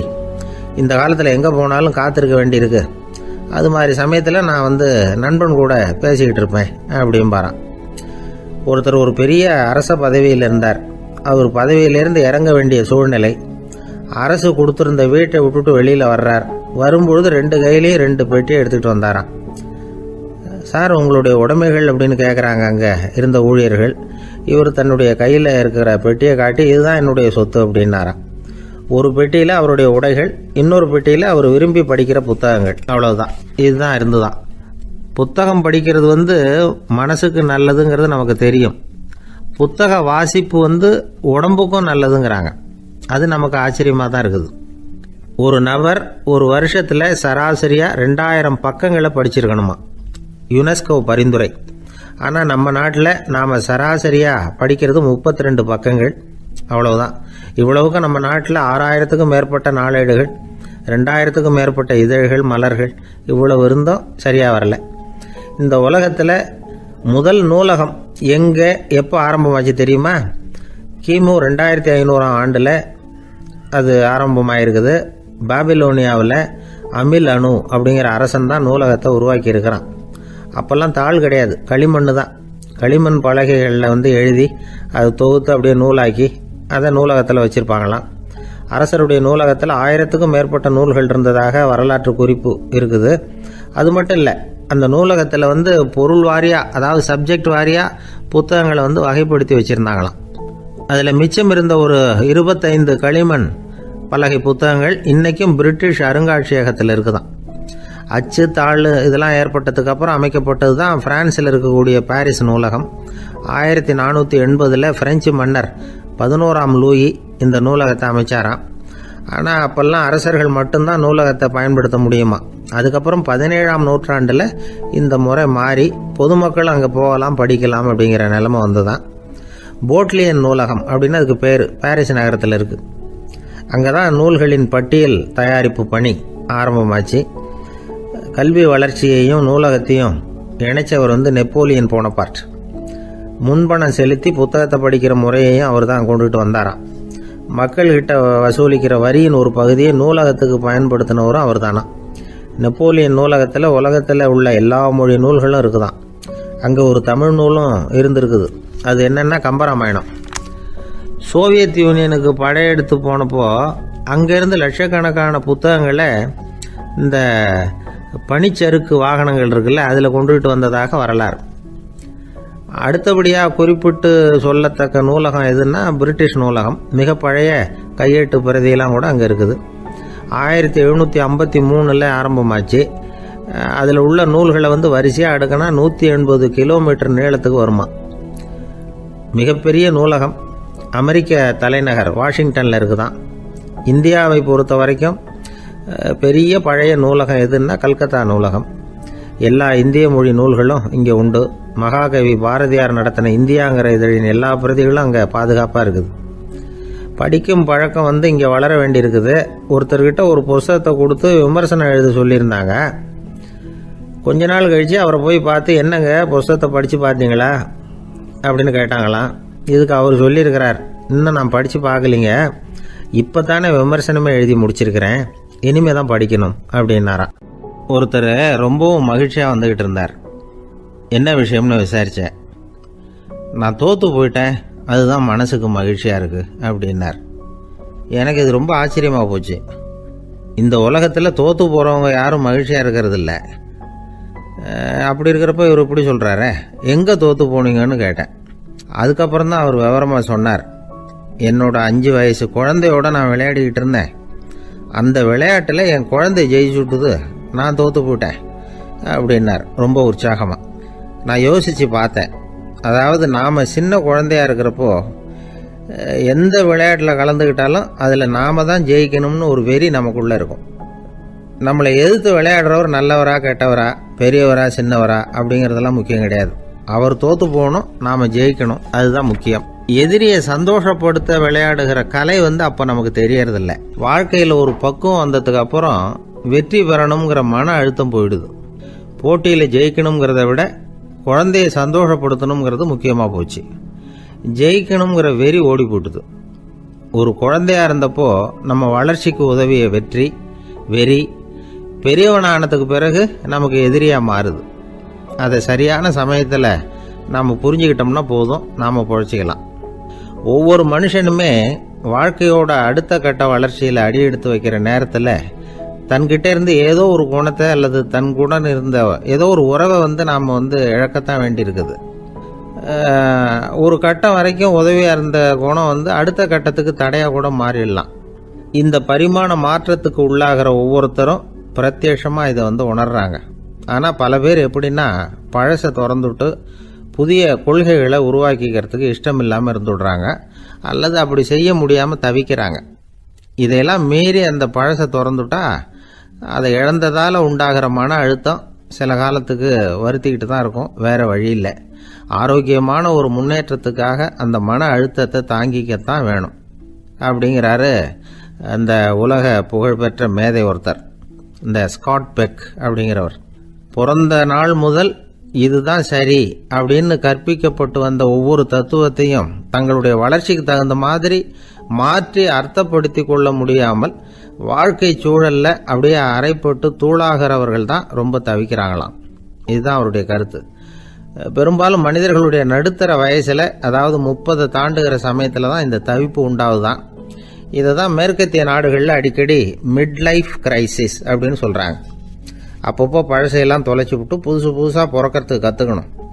ஒவ்வொரு நிமிஷத்தையும் அந்த நிமிஷத்துக்கு ஏற்ற சித்தாந்தம் கொண்டவர்களாக சந்திப்போம் அப்படிங்கிறார் அந்த உளவியல் நிபுணர். இப்படி பழகிக்கிட்டால் வாழ்க்கை இன்பமயம், இல்லைன்னா தவிப்பு மயம்தான். பழசை தொலைக்க முடியாதவர்களில் எத்தனையோ பேர் உண்டு, எத்தனையோ ரகம் உண்டு. அதில் வேடிக்கையான நண்பர்களும் உண்டு. ஒருத்தர் நண்பர் வீட்டுக்கு போனார். அவர் ஏதோ இனிப்பு பலகாரம் கொடுத்து சாப்பிட சொல்லியிருக்கிறாங்க அவங்க வீட்டில். இவர் சாப்பிட்டு பார்த்துட்டு சொன்னாராம், சார் 6 மாதத்துக்கு முன்னாடி ஒரு தடவை இங்கே வந்தேன், அப்போது ஒரு இனிப்பு பலகாரம் கொடுத்தீங்க, அது இதை விட நல்லா இருந்தது சார் அப்படின்னாராம். அப்போ செஞ்ச அதே இனிப்பு பலகாரம் தான் சார் இதுவும் அப்படின்னாராம் அவர். ஐயா, என்னுடைய நூல் வெளியீட்டு விழாவுக்கு அவசியம் நீங்கள் வரணும் அப்படின்னு கூப்பிட்டார் ஒருத்தர். எப்போ வரணும்னு கேட்டேன். அடுத்த வாரம்னார். சரி, புத்தகம் தயாராகிட்டுதா அப்படின்னு. நாளைக்கு தான் அச்சிக்க கொடுக்க போகிறேன்னார். என்னங்க இது, புத்தகம் அச்சிடுறதுக்கு முன்னாடியே அழைப்புதழை அச்சடிச்சு விட்டீங்களே அப்படின்னு கேட்டேன். அதனால் என்னங்க, அந்த காலம் மாதிரி அப்போல்லாம் அச்சுக்கலை எவ்வளவோ முன்னேறியாச்சுங்க. Linotype, monotype, phototype, laser, இப்படி என்னென்னமோ வந்தாச்சு. இன்றைக்கி கொடுத்தா நாளைக்கே புத்தகம் தயார் அப்படின்னார். இப்படி இந்த அளவுக்கு முன்னேறி இருக்கிற இந்த அச்சுக்கலை ஆரம்பத்தில் எப்படி இருந்தது தெரியுமா? அந்த காலத்தில் காகிதம்னா என்னென்னே தெரியாது. அப்படி ஒன்று கண்டுபிடிக்கப்படவே இல்லை. அப்போல்லாம் எதையாவது ஒன்று எழுதணும்னா அதுக்கு ஆட்டு தோலை தான் பயன்படுத்தி இருக்கிறாங்க. கண்ணுக்குட்டி தோல் கூட அதுக்கு உபயோகப்பட்டு தான். ஐரோப்பாவில் இருந்த பாதிரியார்கள் தோலில் எழுதப்பட்ட புத்தகத்தை தயாரிக்கிறதுல ரொம்ப கெட்டிக்காரங்களாம். எகிப்து, அப்புறம் மத்திய தரைக்கடல் ஓரத்தில் உள்ள நாடுகள், இங்கெல்லாம் தோல் தான் எழுதுபொருளாக பயன்பட்டு வந்திருக்குது. ஆனால் நம்ம நாட்டில் ஓலைச்சுவடிகளை எழுத்துக்கு பயன்படுத்தியிருக்கிறாங்க. எழுதுறதுக்கு தோலை பயன்படுத்தினவங்க பிறகு பேப்பரைஸ் அப்படிங்கிற கோரை புல்லை அதுக்கு பயன்படுத்தினாங்களாம். இதெல்லாம் அப்படி கொஞ்சம் கொஞ்சமாக கண்டுபிடிச்சிட்டு வந்திருக்கிறாங்க. அந்த புல்லை கச்சிதமாக நறுக்க வேண்டியது, நல்லா பதப்படுத்த வேண்டியது, அதுக்கப்புறம் அதில் எழுத வேண்டியது, அவ்வளவுதான். பேப்பருங்கிற சொல்லே இந்த பேப்பைரஸ் அப்படிங்கிறதுலேருந்து வந்தது தான். அதுக்கப்புறம் தான் காகிதம் வந்தது. இதை முதல்ல சீன நாட்டில் தான் கண்டுபிடிச்சாங்க. அது வந்த பிறகு அச்சு எந்திரம் கண்டுபிடிக்க வேண்டிய அவசியம் ஏற்பட்டது. அதை கண்டுபிடிச்சவர் ஜெர்மானிய அறிவியல் அறிஞர் ஜான் கூட்டன்பர்க். அச்சு கலைக்கு அடித்தளம் அமைச்சவர் அவர் தான். ஜெர்மனியில் மெயின்ஸ் அப்படிங்கிற ஊரில் 1399 பிறந்தார். அவரோட மாமன் ஒருத்தர் உலோக வேலையில் வல்லவர். அவர்கிட்ட இந்த வேலையை கற்றுக்கிட்டார். அதோட வைர கற்களை பட்டை தீட்டுறதுலையும் ரொம்ப தேர்ச்சி பெற்றிருந்தார். இளம் வயசுலேயே சும்மா இருக்க மாட்டாராம். எதை செஞ்சாலும் அதை திறமையாக செய்வாராம். அவர் தான் முதல்ல மர அச்சு எழுத்துக்களை உருவாக்கினார். அது மேலே மை தடவி பிரதிகள் எடுத்தார். அதுக்கப்புறம் உலோக எழுத்துக்கள், முதல்ல காரியம், அப்புறம் இரும்பு, அப்புறம் கலப்பு உலோகம், பிறகு அச்சடிக்கிறதுக்கு எந்திரம் ஒன்றையும் உருவாக்கினார். முதல்ல பைபிள் அச்சடித்தார். 1468 அவர் இறந்து போனார்.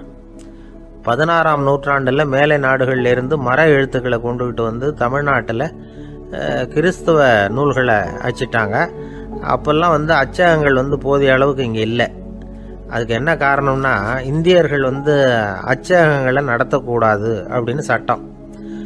1835 வரைக்கும் அந்த சட்டம் நடைமுறையில் இருந்தது. இந்த நிலைமையில் அங்கேயும் இங்கேயுமா 1-2 அச்சகங்கள் ஆரம்பமாச்சு. 1713 தரங்கம்பாடியில் லூத்தரன் மிஷன் அச்சகம், அதே ஆண்டில் சென்னையில் எஸ்பிசிகே அச்சகம். இது ரெண்டும் தான் இந்தியாவில் முதல்ல தொடங்கப்பட்ட அச்சகங்கள். ஆட்டுத்தோல்லையும் ஓலைச்சுவடியிலையும் எழுதப்பட்ட எழுத்துக்கள் இன்னைக்கு எங்கேயோ போயிட்டுது. ஆனால் நம்ம ஊரில் எழுத்தாளர்கள் நிலைமை தான் ஒன்றும் சொல்லிக்கிறது மாதிரி இல்லை. நம்ம ஆள் ஒருத்தர் சொன்னார், சார், நான் சொந்தத்தில் ஒரு அச்சாபீஸ் வச்சுருந்தேன், இப்போவும் வச்சுருக்கிறேன். அதனால் என்னுடைய படைப்புகளை புத்தகமாக வெளியிடுறதுல எனக்கு ஒன்றும் கஷ்டம் இல்லை. வருஷத்துக்கு ஒரு புத்தகம் எழுதி வெளியிட்டுருவேன். 15 வருஷமாக இலக்கிய உலகத்துக்கு இப்படி சேவை செஞ்சுக்கிட்டு வர்றேன். ஆனால் இந்த வருஷம்தான் வாசகர்கள் எனக்கு பாராட்டு விழா நடத்தியிருக்கிறாங்க அப்படின்னார். இந்த வருஷம் அப்படி என்ன விசேஷம் அப்படின்னு கேட்டோம். இந்த வருஷம்தான் நான் எந்த புத்தகம் எழுதி வெளியிடாமல் இருந்தேன், அதுக்காகத்தான் எனக்கு இந்த பாராட்டு விழா அப்படின்னார். ஊருக்கு வெளியில் அமைதியான ஒரு இடம், அங்கே ஒரு ஆசிரமம், அங்கே ஒரு சாமியார். அவர் தினமும் நல்ல போதனைகள்லாம் செய்வார். பல பேர் போய் அங்கேயே சில நாள் தங்கி இருந்து அவர் சொல்கிற அறிவுரைகளை எல்லாம் கேட்டுக்கிட்டு வர்றது வழக்கம். ஒரு தடவை அவரை பார்த்துட்டு போகிறதுக்காக 3 வெளியூர் தம்பதிகள் வந்தாங்களாம். அந்த மடத்திலேயே சாப்பிட்டுக்கிட்டு தங்கி இருந்து அவங்களுடைய போதனைகளை கேட்டுக்கிட்டு போகணுங்கிறது அவங்க நோக்கம். காலையில் குளிச்சுட்டு பூஜையில் உட்காந்தார் அந்த சுவாமி. இவங்களும் குளிச்சுட்டு அந்த பூஜையை பார்க்கறதுக்காக அவர் முன்னாடி உட்காந்தாங்க. பூஜை ஆரம்பமாச்சு. சம்பிரதாயப்படி அது ரொம்ப நேரம் நடந்துக்கிட்டே இருக்குது. இவங்களுக்கு நல்ல பசி இருந்தாலும் இந்த நேரத்தில் அதை எப்படி வெளியில் காட்டிக்கிறது? பேசாமல் இருந்தாங்க. அந்த சுவாமி பூஜையை முடித்தார். அதுக்கப்புறம் பேச ஆரம்பித்தார். பேச்சு அருமையாக தான் இருந்தது, அமிர்தமாக தான் இருந்தது. இருந்தாலும் இவங்களுக்கு இருக்கிற வயிற்று பசி அது சரியாக கவனிக்க விடலை. அந்த சுவாமியே இதை கவனிச்சதா தெரியல. இவங்களுக்கு மனசுக்குள்ள ஒரு எண்ணம், உள்ளே சாப்பாடு தயாராகிட்டு இருக்கும் போல இருக்கு, இந்த பேச்சு முடிஞ்சது நம்மளை உள்ளே அழைச்சிட்டு போய் சாப்பாடு போடுவாங்கன்னு நினைக்கிறோம் அப்படின்னு இவங்களாம் நினச்சிக்கிட்டாங்க.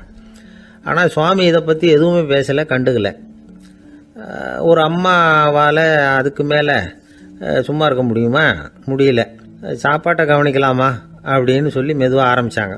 ஓ, கவனிக்கலாமே அப்படின்னு உள்ளே அழைச்சிட்டு போனார் சுவாமி. இவங்க ரொம்ப அவசரமாக எழுந்திருச்சு உள்ளே ஓடினாங்க. அங்கே ஒரு மேஜை மேலே ஒரு கிண்ணம் மூடி இருந்தது. ஓ, இதுதான் சாப்பாட்டு மேஜை போல இருக்கு, இங்கே சாப்பாடு வந்துடும் அப்படின்னு நினச்சாங்க. உடனே போய் சுற்றி உட்காந்துக்கிட்டாங்க. சுவாமி அந்த கிண்ணத்தை எடுத்து அந்த அம்மா கிட்ட கொடுத்தார். அவங்க அதை வாங்கி மூடியை திறந்து பார்க்குறாங்க. உள்ளே ஒரு சாவி இருக்குது. ஓ, சரிதான், இது சமையலறை சாவி போல இருக்கு, அங்கே போய் அதை திறந்து சாப்பாட்டை நாமே எடுத்துக்கிட்டு இங்கே வச்சுக்கிட்டு சாப்பிடணும் போல இருக்கு அப்படின்னு நினச்சாங்க. சாவி இருக்கு இல்லையா, வாங்க பூட்டு நிறையா காட்டுறேன் அப்படின்னு சுவாமி அவங்கள அழைச்சிட்டு போனார், காட்டினார். இவங்க அந்த அறையை ரொம்ப ஆவலோடு திறந்தாங்க. உள்ளே பார்த்தா அங்கே அரிசி, பருப்பு, விதவிதமான காய்கறி எல்லாம் இருக்குது. சமையலுக்கு வேண்டிய மிளகாய், எண்ணெய், பால், தயிர், நெய் இப்படி எல்லாமே இருக்குது. அடுப்பு, விறகு, நெருப்பு போட்டி அது கூட அங்கே இருக்குது. சாப்பாடு தயாராக இருக்கும்னு நினச்சிக்கிட்டு போனால் இப்படி இருக்குதே அப்படின்னு சொல்லி அதை பார்த்ததும் ரொம்ப சோர்ந்து போட்டாங்க அவங்க. சுவாமி, என்ன இது சாப்பாடு இல்லையா அப்படின்னாங்க. அதுதான் சாப்பாட்டுக்கு வேண்டிய எல்லாம் இங்கே இருக்குதே. அடுப்பு மூட்டி நீங்கள் தான் அவங்கவுங்க ருசிக்கு தகுந்த மாதிரி சமைச்சிக்கணும். இந்த சன்னியாசிக்கு எப்படி சமைக்க தெரியும் அப்படின்னு கேட்டார் சுவாமி. சாப்பாடு தயாராக இருக்கும்னு நாங்கள் எதிர்பார்த்தோம் அப்படின்னாங்க. நீங்கள் இப்படி சொல்லுவீங்கன்னு நானும் எதிர்பார்த்தேன். இது வரைக்கும் நான் எவ்வளவோ தத்துவம்லாம் எடுத்து சொன்னேன். எல்லாத்தையும் விட இதுதான் அனுபவபூர்வமான தத்துவம். ஆண்டவன் நமக்கு நல்ல மனசை கொடுத்துருக்குறான், நல்ல வாய்ப்புகளையும் தந்திருக்கிறான், அதையெல்லாம் பயன்படுத்திக்கக்கூடிய மூளையையும் சிந்தனையையும் கொடுத்துருக்குறான். அதனால் அடுப்பை தான் நீங்கள் மூட்டணும். அடுப்பை நீங்கள் தான் மூட்டணும். உங்களுக்கு உகந்ததை நீங்கள் தான் சமைச்சு ருசித்து அனுபவிக்கணும். ஆண்டவனே அதை செஞ்சுக்கிட்டு இருக்க மாட்டான் அப்படின்னாரான் அந்த சுவாமி. நம்முடைய வாழ்க்கையில் பல நல்ல பலன்களை பெறறதுக்கு நாம் தான் முயற்சி பண்ணணும். அதுக்குரிய சூழ்நிலையை தான் ஆண்டவன் கொடுப்பானே தவிர அதை விளக்கிறதுக்காக தான் அந்த சுவாமி அப்படி செஞ்சு காட்டியிருக்கிறார். இது ஒரு பெரியவர் இப்படி ஒரு விளக்கம் கொடுத்தார். அதுக்கப்புறம் அந்த 3 தம்பதிகளும் தெளிவடைஞ்சுட்டாங்களாம். நாம் தெளிவடைகிறது எப்போங்கிறது தான் தெரியல அப்படின்னு பல பேர் இதை கேட்டுட்டு சொல்லிகிட்டு இருக்கிறாங்க. இந்த கதையை நம்முடைய நண்பர் ஒருத்தர்கிட்ட சொன்னேன். அந்த நண்பர் ரொம்ப சந்தோஷப்பட்டார். நீங்கள் சொல்கிறது கரெக்டு சார், ஆனால் நான் அதை விட ஒரு படி மேலே சார். எனக்கெல்லாம் அரிசி, பருப்பு இருக்கிற ரூம் எதுன்னு கையை காட்டிட்டா போதும். உடனே கிண்ணத்துலேருந்து சாவியை எடுத்து கொடுக்கணுங்கிற அவசியம்லாம் இல்லை எனக்கு. அப்புறம் எப்படி ரூமை திறந்துருவீங்க அப்படின்னு கேட்டேன். பூட்டை உடைச்சி திறந்துருவேன், அதுதான் எனக்கு பழக்கம் அப்படிங்கிறார். ஒரு காலத்தில் பிரஷ்யா அப்படின்னு ஒரு தேசம் இருந்தது. இப்போ ஜெர்மனி இருக்குல்ல, இதோட பெரும்பகுதி ஒரு காலத்தில் பிரஷ்யாங்கிற பேரில் இருந்தது. அப்போ அதுக்கு அரசராக இருந்தவர் மகா ஃப்ரெடரிக், அதாவது ஃப்ரெடரிக் தி கிரேட் அப்படின்னு சொல்லுவாங்க. அந்த ராஜாவுக்கு ஒரு சந்தேகம். நாம் பல வகையான வரிகளை விதித்து வசூல் பண்ணுறோம், அப்படி பண்ணி வருமானம் குறைஞ்சிக்கிட்டே போகுதே, இதுக்கு என்ன காரணமாக இருக்கும்? இதுதான் அவருக்கு ஏற்பட்ட சந்தேகம். ஒரு சமயம் அந்த அரசர் தம்முடைய அமைச்சர்களையும் பிரபுக்களையும் தளபதிகளையும் கூப்பிட்டு ஒரு விருந்து வச்சார். விருந்து முடிஞ்சதும் அவங்கள பார்த்து இந்த சந்தேகத்தை கேட்டார். வரிகள் அதிகமாக விதித்து வருமானம் குறையறதுக்கு என்ன காரணம் அப்படின்னு கேட்டார். பல பேருக்கு இதுக்கு சரியாக பதில் சொல்ல தெரியல. அனுபவசாலியான ஒரு தளபதி எழுந்திருச்சார். அரசே, அது எப்படிங்கிறத இப்போ உங்களுக்கு காட்டுறேன்னார். உடனே ஒரு பெரிய பனிக்கட்டி ஒன்றை தன்னுடைய கையில் எடுத்தார். அதை அப்படியும் எப்படியும் திருப்பி பார்த்தார். அப்புறம் அடுத்தவர்கிட்ட கொடுத்தார். அவர் அதை அப்படியும் எப்படியும் திருப்பி பார்த்துட்டு அடுத்தபடியாக இருந்தவர்கிட்ட கொடுத்தார். இப்படியே இதை ஒவ்வொருத்தராக பார்த்துட்டு ஒவ்வொரு கையாக மாறி கடைசியில் மன்னர் கைக்கு போய் சேர்ந்தது. மன்னர் கைக்கு அந்த பனிக்கட்டி போய் சேர்ந்தப்போ அது கொஞ்சம் கொஞ்சமாக உருகி ஒரு பட்டாணி கடலை சைஸுக்கு ஆயிட்டுது. மன்னர் யோசனை பண்ணார், வரி அதிகமாக போட்டாலும் வந்து சேர்றது குறைவாக இருக்கிறதுக்கு என்ன காரணம் அப்படிங்கிறது அவருக்கு புரிஞ்சு போச்சு. காலம்தான் மாறிட்டு இருக்கே தவிர இந்த கையூட்டு வாங்குற பழக்கம் மாறினதாக தெரியல. இன்னொரு ராஜா இருந்தார். அவர் தன்னுடைய ராஜாங்கத்தில் லஞ்ச ஊழலே சுத்தமாக இருக்கக்கூடாது அப்படின்னு நினச்சார். அவர்கிட்ட பல்வேறு துறைகளுக்கும் பொறுப்பாக இருந்த பல பேரும் ரொம்ப சுத்தமாகவும் நேர்மையாகவும் இருந்தாங்க. ஒரே ஒருத்தர் மட்டும் எல்லார்கிட்டையும் லஞ்சம் வாங்கிட்டே இருந்தார். அவரை வேறு வேறு துறைகளுக்கு மாற்றி பார்த்தாரு. அந்த ராஜா என்னென்னமோ பண்ணி பார்க்குறாரு. எந்த வேலையை கொடுத்தாலும் அதுலேயும் லஞ்சம் வாங்கிறதுக்கு ஒரு வழியை உண்டு பண்ணிக்குவார் அந்த ஆள். ராஜாவுக்கு இது ஒரு பெரிய தலைவலியாக போட்டுது. இவர் என்ன பண்ணுறது, இவருக்கு என்ன வேலையை கொடுக்கறது, கொஞ்சம் கூட லஞ்சம் வாங்கிறதுக்கு சான்ஸே இல்லாத ஒரு வேலையை கொடுக்கணும் அப்படின்னு திட்டம் போட்டார். ஒரு நாள் அவருக்கு அந்த உத்தரவும் போட்டுட்டார். அதாவது அவருக்கு என்ன வேலைன்னா, கடற்கரையில் தான் அவருக்கு ஆஃபீஸ். அங்கேயே இருந்துக்க வேண்டியது. தினமும் எத்தனை கடல் அலை கரையில் வந்து மோதுது அப்படிங்கிறத கணக்கெடுத்து ராஜாவுக்கு தெரிவிக்க வேண்டியது. இதுதான் அவருக்கு வேலை. பேசாமல் அலையை எண்ணிட்டு உட்காந்துருக்கிட்டோம், அப்போவாவது அவர் லஞ்சம் வாங்குகிற சந்தர்ப்பம் இல்லாமல் போயிடும் அவருக்கு அப்படின்னு நினச்சார் ராஜா. இந்த ஆள் கடற்கரைக்கு போய் டியூட்டியில் ஜாயின் பண்ணிட்டார். ஒரே மாதத்தில் அங்கே சொந்தமாக ஒரு பிரம்மாண்டமான மாளிகை கட்டிவிட்டார். ராஜாவுக்கு இது பெரிய ஆச்சரியமாக போச்சு. அலையை என்ற வேலையில் அந்த ஆள் எப்படி பணம் சம்பாதிச்சார் அப்படின்னு விசாரித்து பார்த்தார் அக்கம் பக்கத்தில். அந்த ஆள் என்ன பண்ணியிருக்கிறாருன்னா, கடற்கரையில் போய் பொறுப்பு ஏற்றுக்கிட்ட உடனே அங்கே இருந்த மீனவர்கள்கிட்ட எல்லாம் இந்த கரையில் வந்து ஒரு நாளில் வந்து மோதுகிற அலைகள் எத்தனை அப்படின்னு கேட்டிருக்காரு. அது எப்படிங்க தெரியும்னு இருக்காங்க அவங்க. தினமும் அந்த எண்ணிக்கை தெரியணும். நம்ம ராஜாவுக்கு தினமும் அறிக்கை அனுப்பணும், டெய்லி ரிப்போர்ட்டு. தவறுனா நீங்கள் இந்த கடலில் போய் மீன் பிடிக்கிறதுக்கு ராஜாவோட அனுமதி கிடைக்காது. அப்படின்னு இருக்காரு. உடனே மீனவர்கள்லாம் பயந்து போட்டாங்க. கடலுக்கு போகிறதுக்கு அனுமதி இல்லைன்னா பட்டினி கிடக்கிறது மாதிரி ஆயிடுமே. மெதுவாக அந்த ஆளுகிட்ட போனாங்க. காதோட காதா சொன்னாங்க, ஐயா, எங்களால் கடல் அலையை எண்ண முடியாது. தினமும் எங்களால் முடிஞ்சதை உங்களுக்கு பணமாக கொடுத்துட்றோம். நீங்கள் தான் ராஜா கிட்ட சிபாரிசு பண்ணி நாங்கள் தொடர்ந்து மீன் பிடிக்கிறதுக்கு அனுமதி வாங்கி கொடுக்கணும் அப்படின்னு வேண்டிக்கிட்டாங்க. பணம் தினமும் சேர ஆரம்பிச்சுட்டுது. பதவியில் மற்ற பதவியோட இந்த பதவி எவ்வளவோ மேல் அப்படின்னு நினச்சிட்டான் அந்த ஆள். அது மட்டும் இல்லை, தயவு பண்ணி என்னை இந்த இடத்த விட்டு மாற்றி விடாதீங்க சார் அப்படின்னு வேற கேட்க ஆரம்பிச்சிட்டானா. கிபி 1078 வருஷம் மார்ச் மாதம் 19ஆம் தேதி திங்கட்கிழமை அதிகாலை நேரம் ஒரு குழந்தை பிறந்தது. எங்க தெரியுமா? காஸ்பியன் கடலுக்கு தெற்கே பாரசீக மொழி வழங்கிய தபரிஸ்தான் மாநிலத்துல ஜீலான்கிற புனித நகர், அதோட புறநகர் பகுதியில் உள்ள நீப்புங்கிற ஊர்ல தான் அந்த குழந்தை பிறந்தது. அந்த இடம் இப்போ ரஷ்யாவில் இருக்கு. அந்த குழந்தை யாருன்னு நினைக்கிறீங்க? அதுதான் முஹித்தீன் பெருமான், ஆன்மீக சாதனைகள் புரிந்த மகான் முஹித்தீன் ஆண்டகை. தன்னுடைய 18வது வயசுல உயர்கல்விக்காக ஜீலான் நகரத்தை விட்டு பகுதாத் நகரத்துக்கு புறப்பட்டு போறார். இளம் பிராயம் தானே, அதனால துணைக்கு ஒரு வர்த்தக கூட்டத்தோட சேர்ந்து போயிட்டு இருக்கிறார். ரொம்ப தூரம் போகணும். ஒவ்வொரு இடமா தங்கி தங்கி போயிட்டு இருக்கிறாங்க. ஒரு இடத்துல ஒரு கொள்ளை கூட்டம் பயங்கரமான ஆயுதங்களோட அவங்கள வழிமறிச்சுட்டுது. அந்த வர்த்தக கூட்டம் வச்சிருந்த பொருள்களை எல்லாம் அவங்க பறிச்சு விடுறாங்க. இவங்களும் பயந்துகிட்டு இருந்தது எல்லாத்தையும் அவங்க கிட்ட கொடுத்துடுறாங்க. முஹித்தீன் ஆண்டகை மட்டும் இதையெல்லாம் பார்த்துக்கிட்டு தனியா ஒதுங்கி நிற்கிறார். ஒரு 18 வயசு பையன் மட்டும் இப்படி தனியா அநாத சிறுவன் மாதிரி நின்றுட்டு இருக்கிறத அந்த கொள்ளை கூட்டத்தில் இருந்த ஒருத்தன் பாக்குறான். கிட்ட நெருங்கி வர்றான். அலட்சியமாகவும் கிண்டலாகவும் உங்ககிட்ட ஏதாவது இருக்குதா அப்படின்னு கேட்கறான். இவங்கிட்ட என்ன இருக்க போகுது அப்படிங்கிற நம்பிக்கையில அவன் அப்படி கேட்கறான். உடனே இவரு, ஓ இருக்குதே, என்கிட்ட 40 தீனார் இருக்கு அப்படிங்கிறார். இப்படி சொல்லியும் அந்த கொள்ளைக்காரனுக்கு நம்பிக்கை வரல. என்னடா அவன் விளையாடாத, பொய் சொல்லாத, உண்மையை சொல்லு அப்படிங்கிறான். அவன் உண்மையைத்தான் சொல்றேன், என்கிட்ட 40 தீனார் இருக்கு அப்படிங்கிறார். இவர் எங்க வச்சிருக்கிற அப்படின்னு கேக்குறான். சட்டையின் விழாப்புறத்துல உள்ள பகுதியில அதை வச்சு தச்சிருக்கிறாங்க அப்படின்னு உண்மையை சொல்றார். உடனே கொள்ளை கூட்ட தலைவன் அதை கத்தியால கீறிப்பார் அப்படின்னு உத்தரவு போடுறான். அந்த சட்டையை கிழிக்கிறாங்க. உள்ள இருந்து 40 பொற்காசுகளும் பொல பொலன்னு கீழே கொட்டுச்சு. அதை பார்த்த உடனே அந்த கொள்ளை கூட்ட தலைவன் மலைச்சு போய் நின்னுட்டான். காசை பார்த்துட்டு அவன் மலைச்சு போல, பொய் பேசாத அந்த பையனோட நேர்மையை பார்த்துட்டு அவன் அப்படி நின்னான். மெதுவா அந்த பையன் கிட்ட வந்தான். ஏன்பா, நீ என்ன பணக்கார குடும்பமா அப்படின்னு கேட்டான். அப்படிலாம் இல்ல, எனக்கு அப்பா இல்ல, அம்மா மட்டும்தான் உண்டு. எங்க அப்பா எனக்குன்னு விட்டு போன சொத்தே இந்த 40 தீனார் தான் அப்படின்னாரு இவர். அப்படி இருந்துமா உண்மை பேசணும்னு ஆசைப்பட்டேன். என்கிட்ட ஒண்ணும் இல்லைன்னு ஒரு வார்த்தை சொன்ன உன்னை விட்டுருப்போமே அப்படின்னா அவன். அப்படி இல்லைங்க, நான் இறைவன் திருநாமத்தை அறியக்கூடிய கல்வி ஞானத்துக்காக இப்ப போயிட்டு இருக்கிறேன். இறைவன் திருநாமத்தை உச்சரிக்க வேண்டிய நாவால பொய் பேசக்கூடாதுன்னு எங்க அம்மா சொல்லியிருக்கிறாங்க. அதனால நான் எப்பவுமே பொய் சொல்ல மாட்டேன் அப்படின்னு என்னுடைய தாய்க்கு வாக்கு கொடுத்திருக்கிறேன் அப்படின்னார் அவர். முஹித்தீன் பெருமான் வார்த்தைகளை கேட்ட அந்த கொள்ளையர்கள் மனம் திருந்தி நல்லவங்களா ஆயிடுறாங்க. அந்த கொள்ளையர் தலைவன் பிற்காலத்துல ஒரு பெரிய மகான் ஆயிடுறார். பெரியவர்கள் வாழ்க்கையில நடக்கிற இது மாதிரி சம்பவங்கள் தான் நாம நல்ல விதமா வாழறதுக்கு துணையா இருக்கும். அந்த காலத்துல கொள்ளையர்களே பெரியவங்க செயலை பார்த்து மனம் திருந்தி இருக்கிறாங்க. இந்த காலத்துல யார் இப்படி இருக்கிறா? இந்த காலத்துல மகான் ஒருத்தரை பார்த்தேன், எனக்கு வேண்டியப்பட்ட மகான். ஏங்க நீங்களும் மகான் ஆகிறதுக்கு முன்னாடி கொள்ளை அடிச்சுட்டு இருந்தீங்களா அப்படின்னு கேட்டேன். அவர் மெதுவா கண்ணை திறந்து என்ன நிமிர்ந்து பார்த்தார். அப்படி இல்லப்பா, நான் கொள்ளை அடிக்கிறதுக்காகத்தான் மகானாவே ஆகி இருக்கிறேன் அப்படின்னு சொல்லிவிட்டு மறுபடியும் கண்ணை மூடிட்டார். 21ஆம் வருஷம் செப்டம்பர் மாசம் 22ஆம் தேதி மதுரை மேலமாசி வீதியில உள்ள ஒரு வீடு.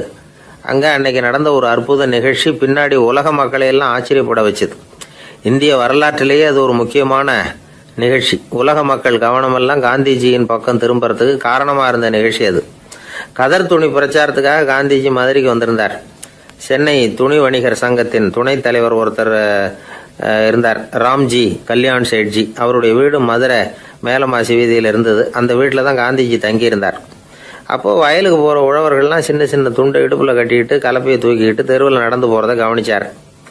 ஏற்கனவே சேலத்துக்கு தெற்க பல பகுதிகளில் ஆண்களும் பெண்களும் அறகுறை ஆடைகளோட உழைச்சிக்கிட்டு இருக்கிறத கண்ணால் கண்டிருக்கிறார் அவர். இந்தியரின் சராசரி உடை இவ்வளவு தான் அப்படிங்கிறத புரிஞ்சுக்கிட்டார். மனசை என்னவோ பண்ணியிருக்குது. ராத்திரி பூரா அதை பற்றியே யோசனை. 22/9/21 வியாழக்கிழமை காலையில் காந்திஜி எழுந்திருக்கிறார். அவர் கூட தங்கியிருந்தவங்களையெல்லாம் பார்த்து சொன்னார், இன்னையிலிருந்து அறையில் முழு அகலத்துண்டு தான் கட்டுவேன். குளிர் அதிகமாக உள்ள காலங்களில் மட்டும் போர்வை ஒன்றா உபயோகப்படுத்துவேன். மற்றபடி மேலங்கியோ குல்லாவோ எதுவும் போட்டுக்க மாட்டேன். தற்காலிகமாக இந்த ஏற்பாட்டை 1 மாதத்துக்கு ஏற்றுக்குவேன். அதுக்கு பிறகு உசிதம் போல எண்ணி பார்த்து முடிவு பண்ணுவேன் அப்படின்னார். அவருடைய குரல் உறுதியாக இருந்துதான். உடனே செயலில் இறங்கினார். தம்முடைய 10 முழ வேட்டி, மேலங்கி, உள் சட்டை, குல்லா எல்லாத்தையும் களைஞ்சார். வேட்டியிலிருந்து ஒரு 4 முழ துணியை எடுத்துக்கிட்டார். இதுக்கு உதவி செஞ்சவர் அன்னைக்கு விருதுநகரில் பிரபல தொண்டராக இருந்த பழனிக்குமார பிள்ளை. வெட்டி எடுத்த துண்டை நீள வாக்கில் ரெட்டையாக மடித்தார். அதை இடுப்பில் துண்டு மாதிரி கட்டிக்கிட்டார். தலையில் சின்ன உச்சி குடுமி, அறையில் சின்ன துண்டு. அண்ணல் காந்தி ஆண்டி கோலத்தில் காட்சி அளிக்கிறார். கூட இருந்தவங்களை பார்த்து காரைக்குடிக்கு புறப்படலாமே அப்படின்னார். அவர் நண்பர்களும் சீடர்களும் திகைச்சு போய் நிற்கிறாங்க. இந்த விரதம் நிரந்தரமாக ஆயிடுமோங்கிற பயம் அவங்களுக்கு. எப்படியோ இந்த விவரம் ராஜாஜிக்கு அன்னைக்கு பிரபலமாக விளங்கின தேசபக்தர் டாக்டர் TSS ராஜனுக்கு எட்டுச்சு. உடனே 2 பேரும் ஓடி வந்தாங்க. வேண்டாமே இந்த கோலம் அப்படின்னாங்க. காந்திஜி தன்னுடைய முடிவில் உறுதியாக இருந்தார். ராஜாஜி என்னென்னமோ வாதமெல்லாம் பண்ணி பார்த்தார். உங்களுடைய வாதத்துக்கு என்னால் பதில் சொல்ல முடியல, இருந்தாலும் நான் செய்கிறது தான் சரிங்கிறதுல எனக்கு சந்தேகம் இல்லை. இன்னைக்கு அதிகாலை 3 மணி இருக்கும். நான் ஓரளவு விழிச்சுக்கிட்டேன். அதாவது உறக்கமும் விழிப்புமாக இருந்த நிலையில் எனக்கு இந்த எண்ணம் உண்டாச்சு. இது என்னுடைய அந்தராத்மாவின் ஆணை, அதை என்னால் மீற முடியாது அப்படின்னு சொல்லிவிட்டாராம் காந்திஜி. கதர் பிரச்சாரத்துக்காக காரைக்குடிக்கு கிளம்பினார். வாசலில் 4 மோட்டார் வண்டிகள் காத்துக்கிட்டு இருந்தது. வீதியில் 2 பக்கமும் ஜனங்கள். காந்திஜி இடுப்பு துணியோட மோட்டார் வண்டியில் ஏறினார். நண்பர்களும் சீடர்களும் மக்களும் உடல் சிலிர்க்க அந்த காட்சியை பார்க்குறாங்க. மோட்டார் வண்டி நகர ஆரம்பிக்குது. எப்பேற்பட்ட காட்சி அது! சுக்கநாத பெருமானியே கூலி ஆளாக்கிய அப்படி ஆக்கி மண் சுமக்க வச்ச மதுரை இல்லையா? அந்த மதுரை தான் காந்திஜி துறவி கோலம் கொள்றதுக்கும் காரணமாக இருந்திருக்குது. இது இன்னைக்கு எத்தனை பேருக்கு தெரியும்? ஒரு தடவை காந்திஜி நேருவும் சுற்றுப்பயணம் செஞ்சாங்களாம். ஒரு இடத்துல நடந்து போயிட்டு இருக்கிறாங்க. குறுக்க ஒரு வாய்க்கால். நேரு என்ன பண்ணார் தெரியுமா? தன்னுடைய இளமை துடிப்பை காட்டுறதுக்காக கொஞ்சம் தூரம் பின்னாடி போய் அங்கேருந்து வேகமாக ஓடி வந்து அந்த வாய்க்காலை தாண்டினாராம். காந்திஜி அப்படி பண்ணலை. பக்கத்தில் இருந்த பாலம் வழியாக அந்த வாய்க்காலை கடந்து வந்தார். நேரு காந்திஜியை பார்த்து சிரிச்சுக்கிட்டே, என்ன மாதிரி நீங்களும் தாண்டி இருக்கலாமே அப்படின்னாராம். அதுக்கு காந்திஜி சிரிச்சுக்கிட்டே சொன்னாராம், 2 அடி முன்னேறதுக்காக 5 அடி பின்னாடி போகிறதா அப்படின்னாராம். ஒரு ஊரில் ஒரு ராஜா இருந்தார். அந்த ராஜாவுக்கு ஒரு புள்ள. அந்த புள்ளைக்கு விவரமே தெரியாது. அவன் ஒரு முட்டாளுங்கிறது எல்லாருக்கும் தெரியும். ஆனாலும் அவன் தான் அடுத்தபடியாக ஆட்சிக்கு வர வேண்டியவன். ஆட்சி பொறுப்பை ஏற்க வேண்டிய ஒருத்தன் இப்படி இருந்தால் என்ன பண்ணுறது அப்படிங்கிறது எல்லாருக்கும் உள்ள கவலை. மன்னர் அமைச்சர்களை கூட்டினார். ஆலோசனை கேட்டார், என்ன பண்ணலாம்னு. இவனை இன்னொரு நாட்டு பல்கலைக்கழகத்துக்கு அனுப்பி பார்க்கலாம். அங்கே போய் படிச்சுட்டு வரட்டும். நிறைய படிச்சுட்டு நல்ல ஞானத்தோடு திரும்பி வரட்டும். அதுக்கப்புறம் பார்த்துக்கலாம் அப்படிங்கிறது அவங்க சொன்ன ஆலோசனை. மன்னருக்கும் அது சரின்னு தோணுச்சு. மகனை வெளி தேசத்துக்கு அனுப்பி வச்சார். இவனும் போனான். ஒரு பல்கலைக்கழகத்தில் சேர்ந்தான். நிறைய படித்தான். அதுக்கப்புறம் தந்தைக்கு ஒரு கடிதம் எழுதினான். தந்தையே, நான் நிறைய படிச்சுட்டேன், இனிமேல் நாடு திரும்பலாம்னு நினைக்கிறேன் அப்படின்னு எழுதினான். மன்னருக்கு ரொம்ப மகிழ்ச்சி. அதாவது புள்ள படிச்சுட்டான் அப்படிங்கிற ஆனந்தம். உடனே பையன் திரும்பி வர்றதுக்கு ஏற்பாடு பண்ணார். இளவரசன் நாடு திரும்பினான்.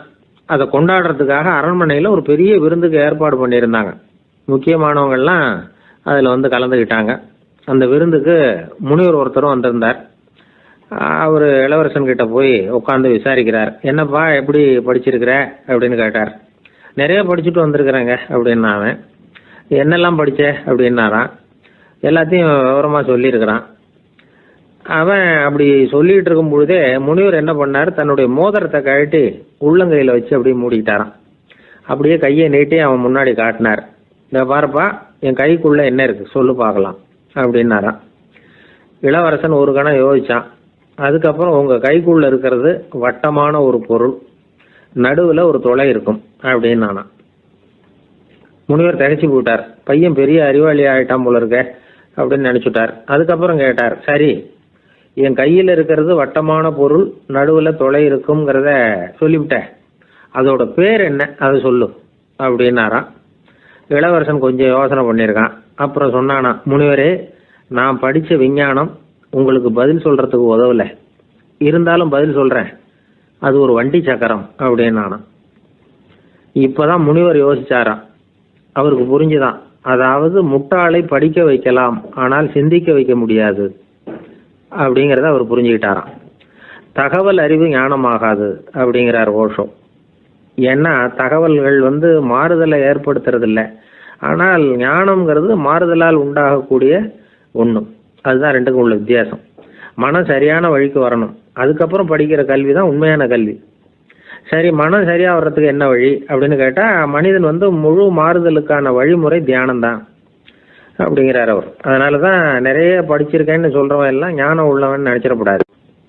ஒருத்தர் இன்னொரு பெரிய மனிதரை அழைச்சிட்டு அறிமுகப்படுத்தினாராம். சார் நிறைய படிச்சிருக்கார், 3 MA வாங்கியிருக்கார், ஆனால் ஒரு விஷயம், அப்பப்போ கொஞ்சம் திருடுவார், அவ்வளவுதான், மற்றபடி அவர் ஒரு பெரிய அறிவாளி தான் அப்படின்னாராம். ஒரு ஊரில் ஒரு மன்னர் இருந்தார். அந்த ஊரில் அடிக்கடி சேவல் சண்டை நடக்கிறது வழக்கம். அரண்மனையில் ஒரு ஆள் இருந்தான். மன்னருக்காக அவன் ஒரு சேவல் வாங்கிட்டு வந்தான். சண்டை போடுறதுக்காக அந்த சேவலை தயார் பண்ணிகிட்டு இருந்தான். கொஞ்ச நாள் ஆச்சு. மன்னர் அந்த ஆளை கூப்பிட்டார். என்னப்பா, சேவல் தயாராகிட்டுதா அப்படின்னு கேட்டார். இன்னும் அது தயாராகல மன்னா, இன்னும் வளரல, அதுக்கான தகுதி இன்னும் அதுக்கு வரல அப்படின்னா. எதனால் அப்படி சொல்கிறேன்னாரு. கோபம் ரொம்ப கடுமையாக இருக்குது அப்படின்னா. சரி அப்படின்னு விட்டுட்டார். மறுபடியும் கொஞ்ச நாள் ஆச்சு. இப்போ எப்படி நிலைமை, சேவல் தயாரா அப்படின்னார். இன்னும் இல்லை அரசே, மற்ற சேவல் எங்கேயாவது கூவுற சத்தம் கேட்டால் உடனே இது பரபரப்பாயிடுது, பக்கத்தில் ஒரு சேவலின் நிழலை கண்டா கூட இது பரபரப்பாயிடுது அப்படின்னா. சரி, இன்னும் கொஞ்ச நாள் ஆகட்டும்னு விட்டுட்டார். கொஞ்ச நாள் ஆச்சு. இப்போ மறுபடியும் விசாரித்தார். இன்னும் நம்ம சேவலுக்கு அந்த தகுதி வரலமன்னா, போராட்ட உணர்வு அதுக்கு இன்னும் இருந்துக்கிட்டு தான் இருக்குது, உள்ளே மெதுவாக தான் எரிய ஆரம்பிச்சிருக்குது போராட்ட உணர்வு, அப்படி இருக்கக்கூடாது, அது பற்றி எரிய வேண்டாமா அப்படின்னா. இன்னும் கொஞ்ச நாள் ஆச்சு. இப்போ எப்படின்னு கேட்டார். இப்போ அவன் சொன்னான், மன்னா கிட்டத்தட்ட அது போருக்கு தயாராகிட்டுது அப்படின்னு நினைக்கிறேன்னா. எதனால் அப்படி சொல்கிற அப்படின்னு கேட்டார். மற்ற சேவலின் குரலை கேட்டால் அது அசைகிறதே இல்லை, ஒரு பொம்மை மாதிரி ஆயிடுது, அதுக்கு உள்ள ஒரு நுட்பமான விழிப்புணர்வு வந்துட்டுது, அதனால் அது அமைதியாக இருக்குது, மௌனமாக இருக்குது. இனிமேல் அதுக்கு இணையான சேவலே கிடையாது. வெற்றி பெற அது போராட வேண்டிய அவசியமே இல்லை, அதை பார்த்த உடனே எதிரி சேவல்கள் பயந்துட்டு ஓடி போடும் அப்படின்னு சொன்னானான். அந்த சேவலை வளர்த்தவர் சி சிங் சு அப்படின்னு பேர். இந்த சுசுகி சொன்ன கதையும் அது. ஞானிகள் என்ன சொல்கிறாங்க தெரியுமா, அந்த சேவலின் ரகசியத்தை நீயும் கற்றுக்கொள், நீ அப்படி ஆயிடு, சண்டை போடாமலே வெற்றிகள் பெறுகிற நுட்பத்தை புரிந்துகொள். இதுதான் ஞானிகள் உபதேசம். ஒரு குருக்கிட்ட ஒருத்தன் போயிருக்கிறான். எனக்கு சண்டை போட கற்றுக் கொடுங்கண்ணா. அதுக்கு என்ன செய்யணும்னார். என்ன உங்கள் மாணவனாக சேர்த்துங்கண்ணா. சரி, இப்போ உன்னுடைய பலம் என்னன்னு கேட்டிருக்கார். இப்போ நான் தனி ஆளாக இருந்து ஒரு 100 பேரை சமாளிப்பேன் நானா. சரி, அப்படின்னா என்னுடைய மாணவனாக உன்னை சேர்த்துக்கிறேன்ருக்கார். சேர்த்துக்கிட்டார். 6 மாதம் பயிற்சி கொடுத்தார். அதுக்கப்புறம் இவனை கூப்பிட்டு கேட்டார், இப்போ உன்னுடைய திறமை எவ்வளவுன்னு. இப்போ நான் தனி ஆளாக இருந்து ஒரு 50 பேரை சமாளிப்பேன் நானா. இன்னும் உனக்கு பயிற்சி தேவைன்னாராம். தொடர்ந்து சில நுட்பங்களை எல்லாம் சொல்லி கொடுத்துருக்கிறார். 1 வருஷம் ஆச்சு. எல்லாத்தையும் கற்றுக் கொடுத்துட்டார். அப்புறம் கூப்பிட்டு கேட்டார், இப்போ உன்னுடைய திறமை எப்படிப்பா, எதிரிகள் எத்தனை பேரை உன்னால் சமாளிக்க முடியும்னாராம். அவன் சொன்னான், ஐயா, எதிரிகளின் பலம் என்னங்கிறத புரிஞ்சிக்காம அதை நான் சொல்ல முடியாதுன்னு நானும். இனிமேல் உனக்கு பயிற்சி தேவையில்லை, போயிட்டு வான்னு அனுப்பி வச்சுட்டாரான். ஒரு உண்மையை நாம் புரிஞ்சுக்கணும். அதாவது அடிக்கிறதுக்கு நமக்கு துணிச்சல் தேவையில்லை, அடிக்காமல் இருக்கிறதுக்கு தான் துணிச்சல் தேவை. அடித்தா திருப்பி அடிக்கிறவன் மன உறுதி உள்ளவன் இல்லை, அடித்தா திருப்பி அடிக்காமல் இருக்கிறான் பாருங்க, அவன் தான் மன உறுதி உள்ளவன். ஒருத்தன் தலை திரிக்க வேகமாக ஓடிக்கிட்டு இருந்தான். எங்கடா ஓடுற அப்படின்னா, எதுக்க வந்தவன், ஒரு சண்டையை நிறுத்தத்தான் இப்படி ஓடுறேன் அப்படின்ட்டுருக்கான். யாருக்கும் சண்டை, எனக்கும் இன்னொரு ஆளுக்கும் சண்டை அப்படின்னு அவன். எது ரொம்பவும் கஷ்டமான காரியம் அப்படின்னு கேட்டார் ஒருத்தர். ஒருத்தருக்கு ஒருத்தர் சண்டை போடாமல் இருக்கிறது தான் ரொம்ப கஷ்டமான காரியம் அப்படின்னு தோணுது. ஒரு நாட்டுக்கும் இன்னொரு நாட்டுக்கும் சண்டை, நாட்டுக்குள்ளேயே ஒரு குரூப்புக்கும் இன்னொரு குரூப்புக்கும் சண்டை. ஏன் சண்டை போட்டுக்கிறீங்கன்னு கேட்டு பாருங்கள். நாங்கள் சமாதானத்துக்காக தான் சண்டை போட்டுக்கிறோம் அப்படிம்பாங்க. வாழறதுக்காக பிறந்த மனுஷன் லட்சியத்துக்காக உயிரை விட தயார் அப்படின்னு சொல்லிகிட்டு இருப்பான். அப்படி உயிரை விடுறவங்கள நாமளும் பாராட்டுவோம். ஆனால் ஒன்றும் இல்லாத விஷயங்களுக்கெல்லாம் சண்டை போடுறவங்களெல்லாம், அப்படிப்பட்டவங்களையும் சரி உயிரை விடுறவங்களையும் சரி என்னென்னு சொல்கிறது, யுத்தங்களாலேயும் சண்டைகளாலேயும் நாம் அடையிறது என்னங்கிறது ஒரு பக்கம் இருக்கட்டும், இழக்கிறது என்ன தெரியுமா, ஏராளமான உயிர்கள். ரத்தம் சிந்துறதுக்கு நான் தயார் அப்படின்னு மார்தட்டி சொல்லலாம். ஆனால் ரத்தம் சிந்தினா உயிர் காத்துக்கிட்டு இருக்க தயார் இல்லை. அதாவது உயிர் நமக்காக காத்துக்கிட்டு இருக்க தயார் இல்லை. இழக்கிற ரத்தத்தை ஈடுகட்டினா தான் உயிரை காப்பாற்ற முடியும். அதனால் இது சம்மந்தமாக ஆராய்ச்சி செய்கிற கட்டாயம் ஏற்பட்டு போச்சு. அதோட விளைவாக புதுசாக ஒன்றை கண்டுபிடிச்சிருக்கிறாங்க. அதுதான் செயற்கை ரத்த பொடி. இப்போ இந்த திடீர் சாம்பார் பொடி, திடீர் ரசப்பொடி, திடீர் காப்பி பொடி இப்படிலாம் சொல்கிறோம்ல, அது மாதிரி இது திடீர் ரத்த பொடி. இஸ்ரேல் ஒரு சின்ன நாடு, மக்கள் தொகை குறைச்சல், அதோட போர்கள் வேறு. அதனால் காயம்பட்டவங்களை காப்பாற்றியே தீர வேண்டிய கட்டாயம். காப்பாற்றணும்னா ரத்த இழப்பை தடுக்கணும். அப்படின்னா உடனடியாக புது ரத்தம் செலுத்தி ஆகணும். திடீர்னு ரத்தம் வேணும்னா எங்கே போகிறது? அதுவும் கிடைக்கிற ரத்தம் சேர்கிற குரூப்பாக இருக்கணும். ஒரு வேடிக்கை பார்த்தீங்களா, நான் வேறு குரூப்பு நீ வேறு குரூப்புன்னு இவன் சண்டை போடுறான். இதில் அடிபட்டவனுக்கு ரத்தம் கொடுக்க போனால் அதுலேயும் அது வேறு வேறு குரூப்பாக இருக்குது. அது ரத்தமும் வேறு வேறு குரூப்புன்னு சொல்லிகிட்டு இருக்குது. எந்த குரூப்பு ரத்தம் வேணும், அது உடனடியாக கிடைக்கலன்னா என்ன பண்ணுறது? இப்படிப்பட்ட கஷ்டம்லாம் நமக்கு வந்துடுது. இதுக்காக தான் விஞ்ஞானிகள் இந்த ரத்த பொடியை கண்டுபிடிச்சிருக்கிறாங்க. அதாவது ஒரு ஆள் அடிபட்டு போட்டான்னு வச்சுங்களேன், அவனுக்கு ரத்தம் கிடைக்கல. உடனே என்ன பண்ணலாம்? இந்த சுத்தப்படுத்தப்பட்ட தண்ணீரை கொஞ்சம் எடுத்துக்க வேண்டியது, அதில் இந்த ரத்த பொடியை கரைக்க வேண்டியது. இப்போ இந்த செயற்கை ரத்தம் தயாராகிட்டுது. இதை அந்த ஆள் உடம்புல ஏற்றி விட்டுற வேண்டியது. இயற்கையாக நம்ம உடம்பில் இருக்கிற ரத்தம் என்னென்ன வேலை செய்யுதோ அதே வேலையை இதுவும் செய்யும். அதாவது ஆக்சிஜனை உடம்புல எல்லா இடத்துக்கும் எடுத்துகிட்டு போகுது. அந்த வேலையை இந்த செயற்கை ரத்தமும் செஞ்சுருது. ஆனால் ஒரு விஷயம், இந்த செயற்கை ரத்தம் ஒரு அவசரத்துக்கு தான் உபயோகப்படுத்தலாம், ஒரு முதல் உதவி மாதிரி. அதை அப்படியே நிரந்தரமாக விட்டுற முடியாது. பின்னாடி தேவையான குரூப்பு உண்மையான ரத்தம் கிடைச்ச உடனே அதை செலுத்திக்கணும். உண்மையான ரத்தத்தை 20லேருந்து 40 நாள் வரைக்கும் தான் பாதுகாக்க முடியும். அதுவும் குளிர்பதன பெட்டியில். அதுக்குள்ளே உபயோகப்படுத்தலைன்னா அது வீணாக போயிடும். இந்த ரத்த பொடி அப்படி இல்லை, எவ்வளோ நாள் வேணும்னாலும் அப்படியே வச்சுருக்கலாம். குளிர்பதன பெட்டியும் தேவையில்லை. ஆனால் ஒன்று, இது தண்ணியில் கலந்து செயற்கை ரத்தமாக ஆக்கிவிட்டா அதோட வலு 72 மணி நேரம் தான். அதாவது 3 நாள். அதுக்குள்ளே அந்த ஆசாமியை எங்கேயாவது ஆஸ்பத்திரிக்கு தூக்கிட்டு போய் உண்மையான ரத்தத்தை கொடுத்துடணும். சண்டையில் அடிபடுறவங்க, சாலை விபத்தில் அடிபடுறவங்க, இவங்களுக்கெல்லாம் அவசரத்துக்கு கை கொடுத்து உதவுறது இந்த செயற்கை ரத்த பொடி. அதுக்கப்புறம் நாம் கொடுக்குற ரத்தம் தான் அவங்கள காப்பாற்றணும். இன்றைக்கி ரத்தத்தை தானமாக கொடுக்க தயாராக இருக்கிற நல்ல உள்ளங்கள் ஏராளம்.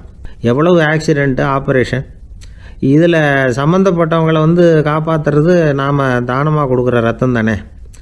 ஒரு ஆக்சிடெண்ட்டு, ஒரு ஸ்கூட்டர் ஒரு ஆள் மேலே மோதி விட்டுது, பார்த்து வரக்கூடாதா அப்படின்னா அந்த ஆள், நீ தான் பார்த்து நடக்கணும், ஏன்னா 20 வருஷமாக நான் அந்த ஸ்கூட்டரை ஓட்டிகிட்டு இருக்கிறேன் அப்படின்னானா இவன். இதுக்கு அவன் சொன்னானா, நீ தான் பார்த்து ஓட்டணும், ஏன்னா 40 வருஷமாக நான் இப்படி நடந்துக்கிட்டு இருக்கிறேன் அப்படின்னானா. ஒருத்தர் அவசரமாக போய்கிட்டு இருந்தார். எங்கே போய்கிட்டு இருக்கீங்க அப்படின்னு கேட்டார் ஒரு பெரியவர். கடைக்கு போகிறேன் சார், சாமான் வாங்கிறதுக்கு அப்படின்னார்.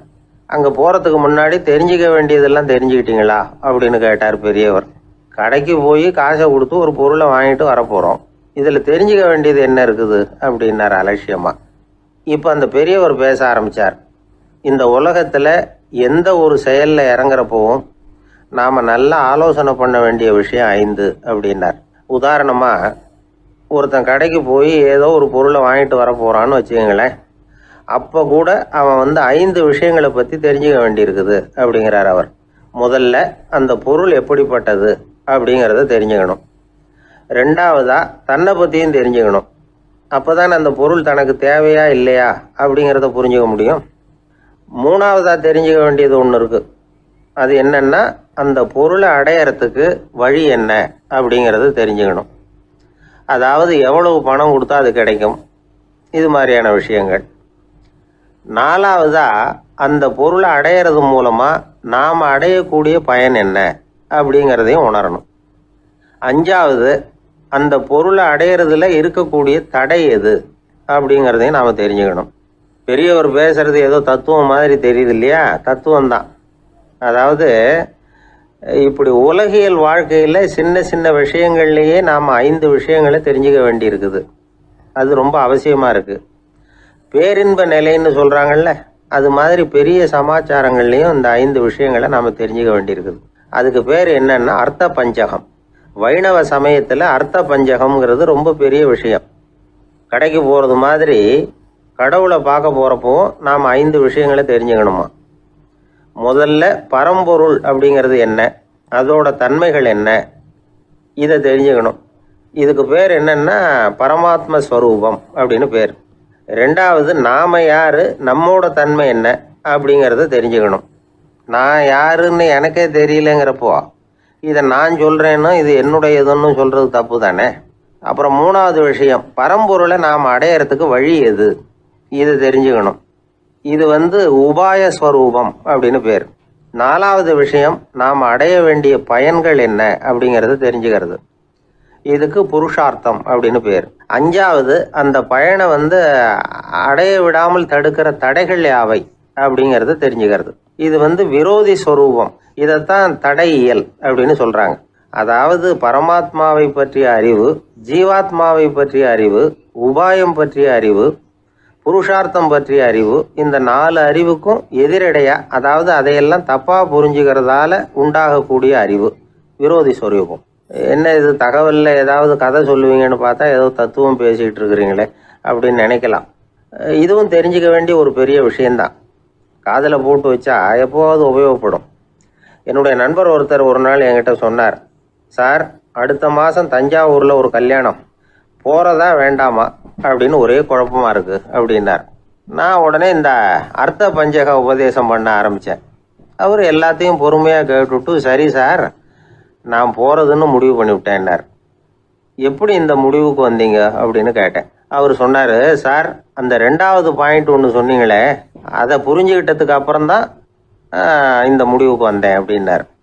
என்ன 2வது பாயிண்ட்டுன்னு? அதாவது தன்னை பற்றி புரிஞ்சுக்கணும் அப்படின்னு சொன்னீங்க. உடனே என்னை பற்றி புரிஞ்சுக்கிட்டேன், நான் யாருங்கிறது எனக்கு தெரிஞ்சுது, உடனே போகிறது தான் நல்லதுன்னு முடிவு பண்ணிவிட்டேன்னார். நீங்கள் யாருன்னு கேட்டேன். நான் தான் சார் அந்த கல்யாணத்தில் தாலி கட்ட வேண்டிய மாப்பிள்ளை அப்படின்னார். காலை நேரம், கடற்கரை ஓரம், காலை வீசிக்கிட்டு கையை வீசிக்கிட்டு ஏதோ சண்டைக்கு போகிற சிப்பாய் மாதிரி எல்லாரும் நடந்து போயிட்டுருக்குறாங்க. நடைப்பயிற்சி. அதில் நமக்கு தெரிஞ்ச ஒருத்தர் எதிரில் வந்தார் ரொம்ப வேகமாக. என்ன சார் வாக்கிங்க அப்படின்னு கேட்டோம். அவரால் ஆமாம்னு பதில் சொல்ல முடியல, அவ்வளவு கஷ்டம். மூச்சு விடுறதுக்கே வாயை திறந்து மூடிட்டு இருக்கிறார். எங்கே பேசுறது? கொஞ்சம் நின்று நிதானித்து மூச்சு விட்டுட்டு அதுக்கப்புறம் சொன்னார் ஆமாம் அப்படின்னு. என்ன சார் இவ்வளவு வேகம்னோ? உங்கள் பேச்சை கேட்டுவிட்டு தான் சார் நடக்க ஆரம்பித்தோம். நீங்கள் தான் அடிக்கடி சொல்லிகிட்டு இருந்தீங்க நடக்கிறது நல்லதுன்னு. அன்னையிலேருந்து ஆரம்பிச்சுட்டேன், ஆனால் ரொம்ப கஷ்டமாக இருக்குது சார். இப்போ பாருங்கள், உங்கள்கிட்ட சுலபமாக பேசக்கூட முடியல, மூச்சு வாங்குது, உடம்பு கூட வலிக்கிறது மாதிரி இருக்குது அப்படின்னு அவர் பாட்டுக்கு பேச ஆரம்பிச்சிட்டார். உங்களை யார் சார் இவ்வளவு வேகமாக நடக்க சொன்னது? வேகத்தை குறைங்க, மெதுவாக நடங்க அப்படின்னோம். நீங்கள் நடக்கிறதுனால என்னென்ன சௌகரியம்னு அன்னைக்கு சொன்னீங்களே தவிர சௌகரியமாக நடக்கிறது எப்படின்னு சொல்லலையே அப்படின்னார் அவர். இன்னமும் லேசாக மூச்சு வாங்கிக்கிட்டே சொன்னால் கூட இவர் சொல்கிறதுலேயே ஒரு நியாயம் இருக்குது. அதனால் இந்த நடைப்பயிற்சி பண்ணுறவங்க கவனிக்க வேண்டிய சில முக்கியமான குறிப்புகள் இருக்குது. அது என்னென்னங்கிறத அவங்க தெரிஞ்சுக்கணும். அது தெரிஞ்சு வச்சுக்கிறது நல்லது. இதெல்லாம் மருத்துவ நிபுணர்கள் சொல்கிற குறிப்புகள். அவங்க என்ன சொல்கிறாங்க தெரியுமா? உங்கள் வயசு 40க்கு மேலேயா? உங்கள் எடை இருக்க வேண்டியதை விட 10 கிலோ அதிகமாக இருக்குதா? நீங்கள் புகை பிடிக்கிறவரா? இதய நோய், இரத்த நாள நோய், உயர் இரத்த அழுத்தம் இப்படி ஏதாவது உங்களுக்கு உண்டா? அப்படின்னா நீங்கள் உங்கள் இஷ்டத்துக்கு வரிஞ்சு கட்டிக்கிட்டு நடைப்பயிற்சி பண்ண ஆரம்பிச்சிடாதீங்க. முதல்ல ஒரு மருத்துவ பரிசோதனை பண்ணிக்கோங்க, அதுதான் நல்லது அப்படின்னு அவங்க சொல்கிறாங்க. நடக்கிறப்போ, உடற்பயிற்சி செய்கிறப்போ மார்பு பகுதியில் அல்லது வேறு எங்கேயாவது தொடர்ந்து வலி இருந்ததுன்னா பயிற்சியை நிறுத்திவிட்டு டாக்டரை போய் பார்க்கணும். நடைப்பயிற்சி பண்ணுறப்போ உங்கள் சக்திக்கு தகுந்த மாதிரி மெதுவாக அதிக கஷ்டம் இல்லாமல் முன்னேறலாம். அங்கே என்ன போட்டியாக வைக்கிறாங்க, முந்திக்கிட்டு போய் என்ன பண்ண போகிறோம்? பரிசாக வாங்க போகிறோம். அதனால் நிதானம் அவசியம் அப்படிங்கிறது அவங்க ஆலோசனை. தொந்தரவு கொடுக்காத ஷூ, ட்ரெஸ்ஸு இதுகளை உபயோகப்படுத்துங்க. பாதத்தில் ஆடு தசை இருக்குல்ல, அங்கே ஏதாவது பிரச்சனை இருந்ததுன்னா டாக்டரை பாருங்கள். இந்த பாதத்தில் வலி வரும் அந்த இடத்துல. வெயில் காலமாக இருந்தால் தலைக்கு தொப்பி வச்சுக்கோங்க. பனியில் நடந்தாலும் அப்படி தான், தலையை பத்திரமா பார்த்துக்குங்க. நம்மக்கிட்ட ஏதோ கொஞ்சம் உருப்படியாக தெரியறது அது தானே. உடற்பயிற்சிக்கு முன்னாடி பின்னாடி பயிற்சி செய்கிறப்போ நிறைய தண்ணி குடிக்கலாமா. முதல் 1 மாதத்துக்கு கொஞ்சம் தளர்த்தியாக சாவகாசமாக நடக்கலாம். மணிக்கு 3 அல்லது 4 கிலோமீட்டர் வேகம்னு வச்சுக்கங்களேன். அதுக்கப்புறம் வேகத்தை அதிகப்படுத்தலாம். மணிக்கு 6 அல்லது 8 கிலோமீட்டர் அளவுக்கு நடக்கலாம். நல்லா கையை வீசிக்கிட்டு நடக்கணும்.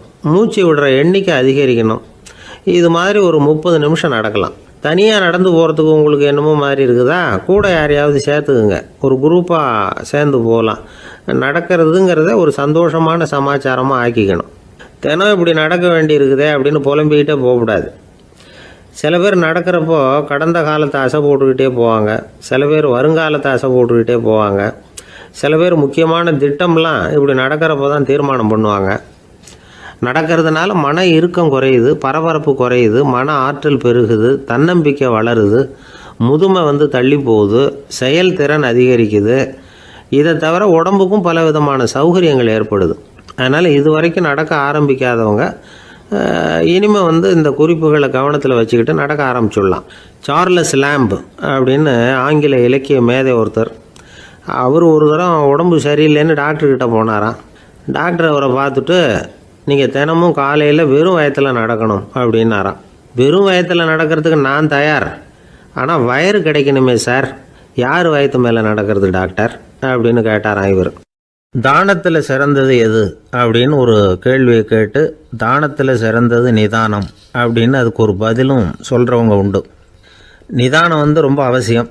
அதுவும் இன்றைய உலகத்துக்கு ரொம்ப அவசியம். இன்றைக்கி உலகம் ரொம்ப பரபரப்பாக போய்கிட்டு இருக்குது. பொறுமையாக இருக்கணும்னு நினைக்கிறவங்களால கூட அப்படி இருக்க முடியறதில்ல. பொறுமையை சோதிக்கிறது மாதிரி பல சம்பவங்கள், அதையெல்லாம் சந்திச்சே தீர வேண்டியிருக்குது. எங்கே போனாலும் க்யூவில் நிற்க வேண்டியிருக்குது. எங்கே போனாலும் காத்துக்கிட்டு இருக்க வேண்டியிருக்கு.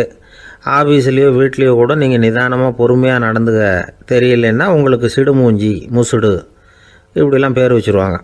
அது உங்களுக்கு தேவையா? சரி, வாழ்க்கையில் பொறுமைசாலின்னு பேர் வாங்கிறதுக்கு என்ன வழி? முதல் பாயிண்ட், நீங்கள் நினைக்கிறது, எதிர்பார்க்கறது, செய்கிறது எல்லாமே 100% கரெக்டாக நடக்கணும்னு ஆசைப்படக்கூடாது. எதுவாக இருந்தாலும் அதில் ஓரளவுக்கு தவறு நடக்கலாம் அப்படிங்கிறத எதிர்பார்த்தே இருக்கணும்.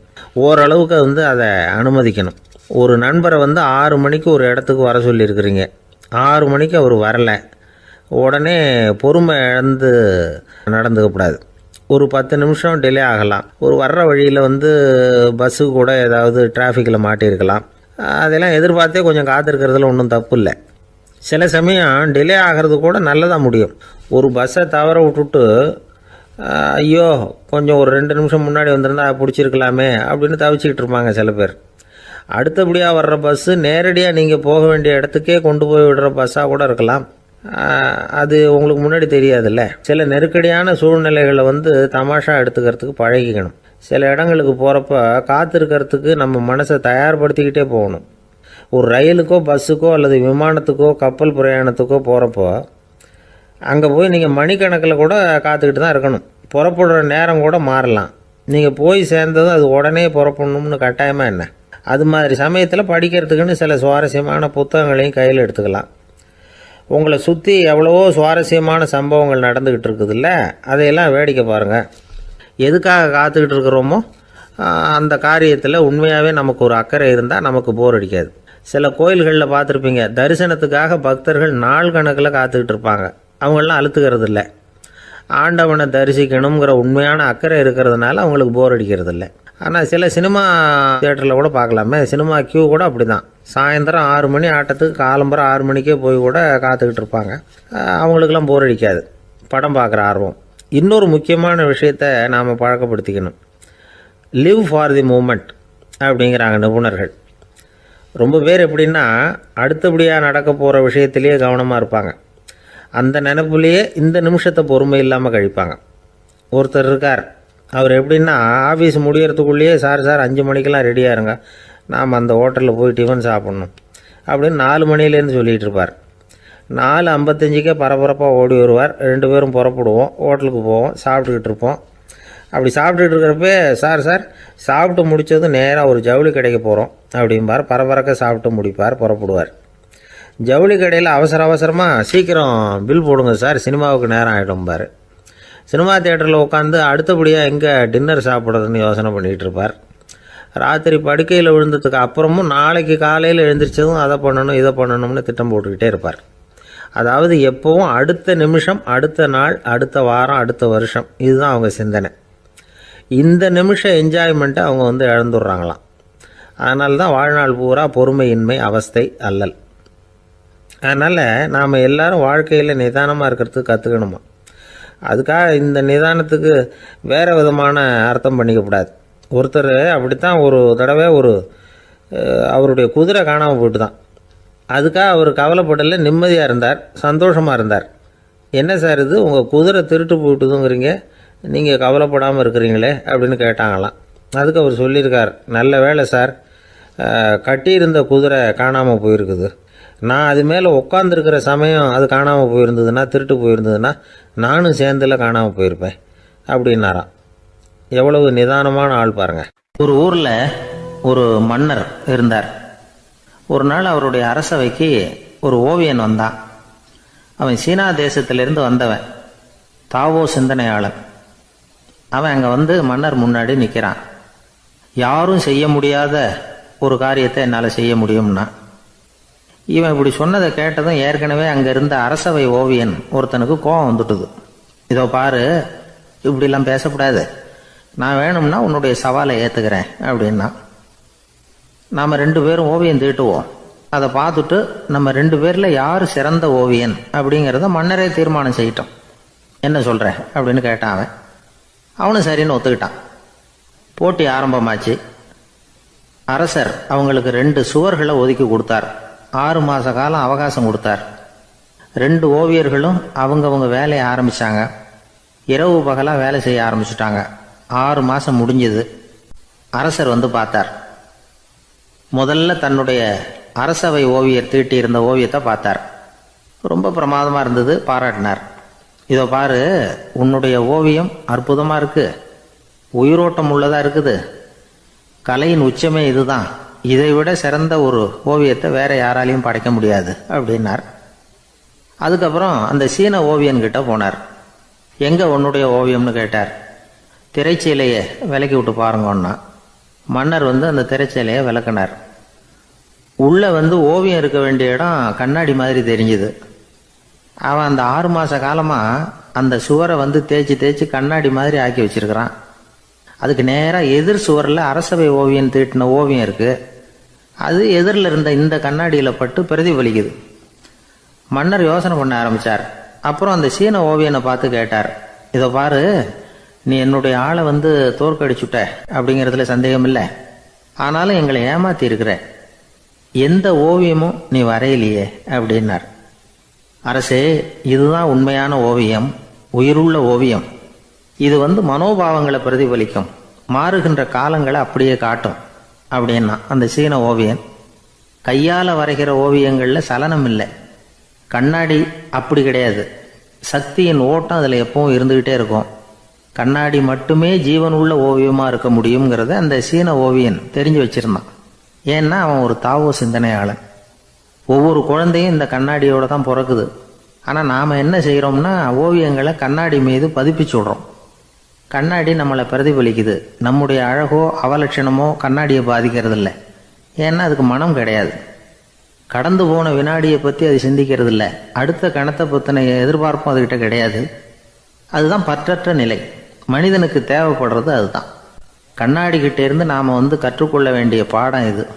வாழ்க்கையில் வந்து மனிதர்களை நேசிக்கலாம், உலகின் அழகையெல்லாம் பிரதிபலிக்கலாம், ஆனால் எதையும் பற்றி கொண்டு விடக்கூடாது அப்படிங்கிறது பெரியவர்கள் அறிவுரை. துயரம்ங்கிறது பற்றுக்களின் சாயை. கண்ணாடி முன்னாடி நிற்கிறப்போவெல்லாம் நமக்கு இந்த ஞாபகம் வரணுமா. ஒரு குடும்பத் தலைவர் ஒரு நாள் காலையில் விடிஞ்சு எழுந்திரிச்சதும் சத்தம் போட்டார். யார் இந்த கருங்குரங்கு படத்தை என் ரூமில் கொண்டாந்து மாட்டி வச்சது அப்படின்னு கத்தினார். சமையல் கட்டிலிருந்து மனைவி பதில் சொன்னாங்க, தூக்க கலக்கத்தில் உளராதுங்க, நல்லா பாருங்க, அது படம் கிடையாது, முகம் பார்க்குற கண்ணாடி அப்படின்னாங்க. ஒரு பள்ளிக்கூடம் வகுப்பு நடந்துக்கிட்டு இருக்கு. ஆசிரியர் பாடம் நடத்திக்கிட்டு இருக்கிறார். நடத்தி முடித்த உடனே கேட்டார், மாணவர்களே, இதுவரைக்கும் நான் நடத்தின பாடத்தில் உங்களுக்கு ஏதாவது சந்தேகம் இருக்கா அப்படின்னு கேட்டார். அப்புறம் ஒவ்வொருத்தராக கேட்டார். ஒரு மாணவன் எழுந்திரிச்சான். சார், எனக்கு சந்தேகம் எதுவுமே இல்லைன்னா. ஏன்னு கேட்டார். ஏன்னா எனக்கு நீங்கள் நடத்தின பாடம் தெளிவாக புரிஞ்சுட்டுது, அதனால் சந்தேகம் வரலன்னா. இன்னொரு மாணவன் எழுந்திருச்சான். சார், எனக்கும் சந்தேகம் எதுவும் இல்லைன்னா. ஏண்டான்னு கேட்டார். ஏன்னா எனக்கு நீங்கள் நடத்தின பாடம் எதுவுமே புரியல, அதனால் சந்தேகம் வரல அப்படின்னா. இந்த இடத்துல நாம் கொஞ்சம் சிந்திச்சு பார்க்கணும். இந்த உலகத்தில் எல்லாம் புரிஞ்ச ஒருத்தனுக்கும் சந்தேகம் வராது, எதுவுமே புரியாத ஒருத்தனுக்கும் சந்தேகம் வராது. அறகுறையாக புரிஞ்சுக்கிட்டவன் இருக்கான் பாருங்க, அவனுக்கு தான் அடிக்கடி சந்தேகம் வரும். ஆக மாணவர்களை இந்த 3 வகையாக பிரிக்கலாம். அதே மாதிரி தான் மனிதர்களையும் 3 வகையாக பிரிக்கிறாங்க ஆன்மீகவாதிகள். ஒரு ஆன்மீக பெரியவர் என்ன சொல்றார் தெரியுமா? இந்த உலகத்தில் 3 வகையான மனிதர்கள் இருக்கிறாங்களாம். முதல் வகை எப்படி தெரியுமா? இவங்களுக்கு எதையும் தெரிஞ்சுக்கணுங்கிற அவசியமே கிடையாது. ஏன்னா அவங்களுக்கு எல்லாமும் தெரியும்.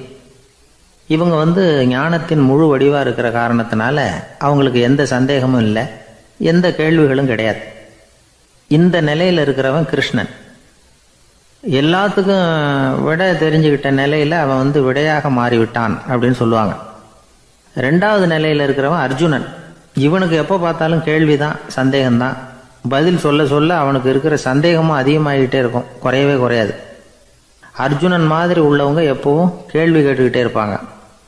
ஒரு கேள்விக்கு விட கிடைச்சுட்டுன்னு வைங்க, உடனே இன்னொரு கேள்வி அவங்ககிட்ட இருந்து வரும். கிருஷ்ணனுடைய நிலை எப்படின்னா அது கேள்விகளே அற்ற ஒரு நிலை. அர்ஜுனனுடைய நிலை எப்படின்னா அது கேள்விகளை தவிர வேறு எதுவும் அற்ற ஒரு நிலை. இவங்களை தவிர இன்னொரு ஆள் இருக்கிறான், அவனுக்கும் கேள்விகள் அற்ற ஒரு நிலை தான். அவன் யாருன்னா துரியோதனன். இவனுக்கு தெரிஞ்சுக்கணுங்கிற எண்ணமே சுத்தமாக கிடையாது. ஆவலே இல்லைங்கிறதுனால அதை புரிஞ்சுக்கணுங்கிற அவசியமும் இல்லை. அதனால் அவனுக்கு கேள்விகள் அற்ற ஒரு நிலையில் அவன் இருந்துகிட்டு இருக்கிறான். எல்லா பதிலும் தெரிந்து கொண்ட நிலையில் கிருஷ்ணனும் கேள்விகள் அற்ற நிலையில் இருக்கிறான். தெரிஞ்சுக்கணுங்கிற ஆவலே இல்லாத துரியோதனனும் கேள்விகள் அற்ற நிலையிலே இருக்கிறான். இப்படியும் இல்லாமல் அப்படியும் இல்லாமல் ரெண்டும் கெட்டான நிலையில் இருக்கிறானே, அவன் தான் அர்ஜுனன்.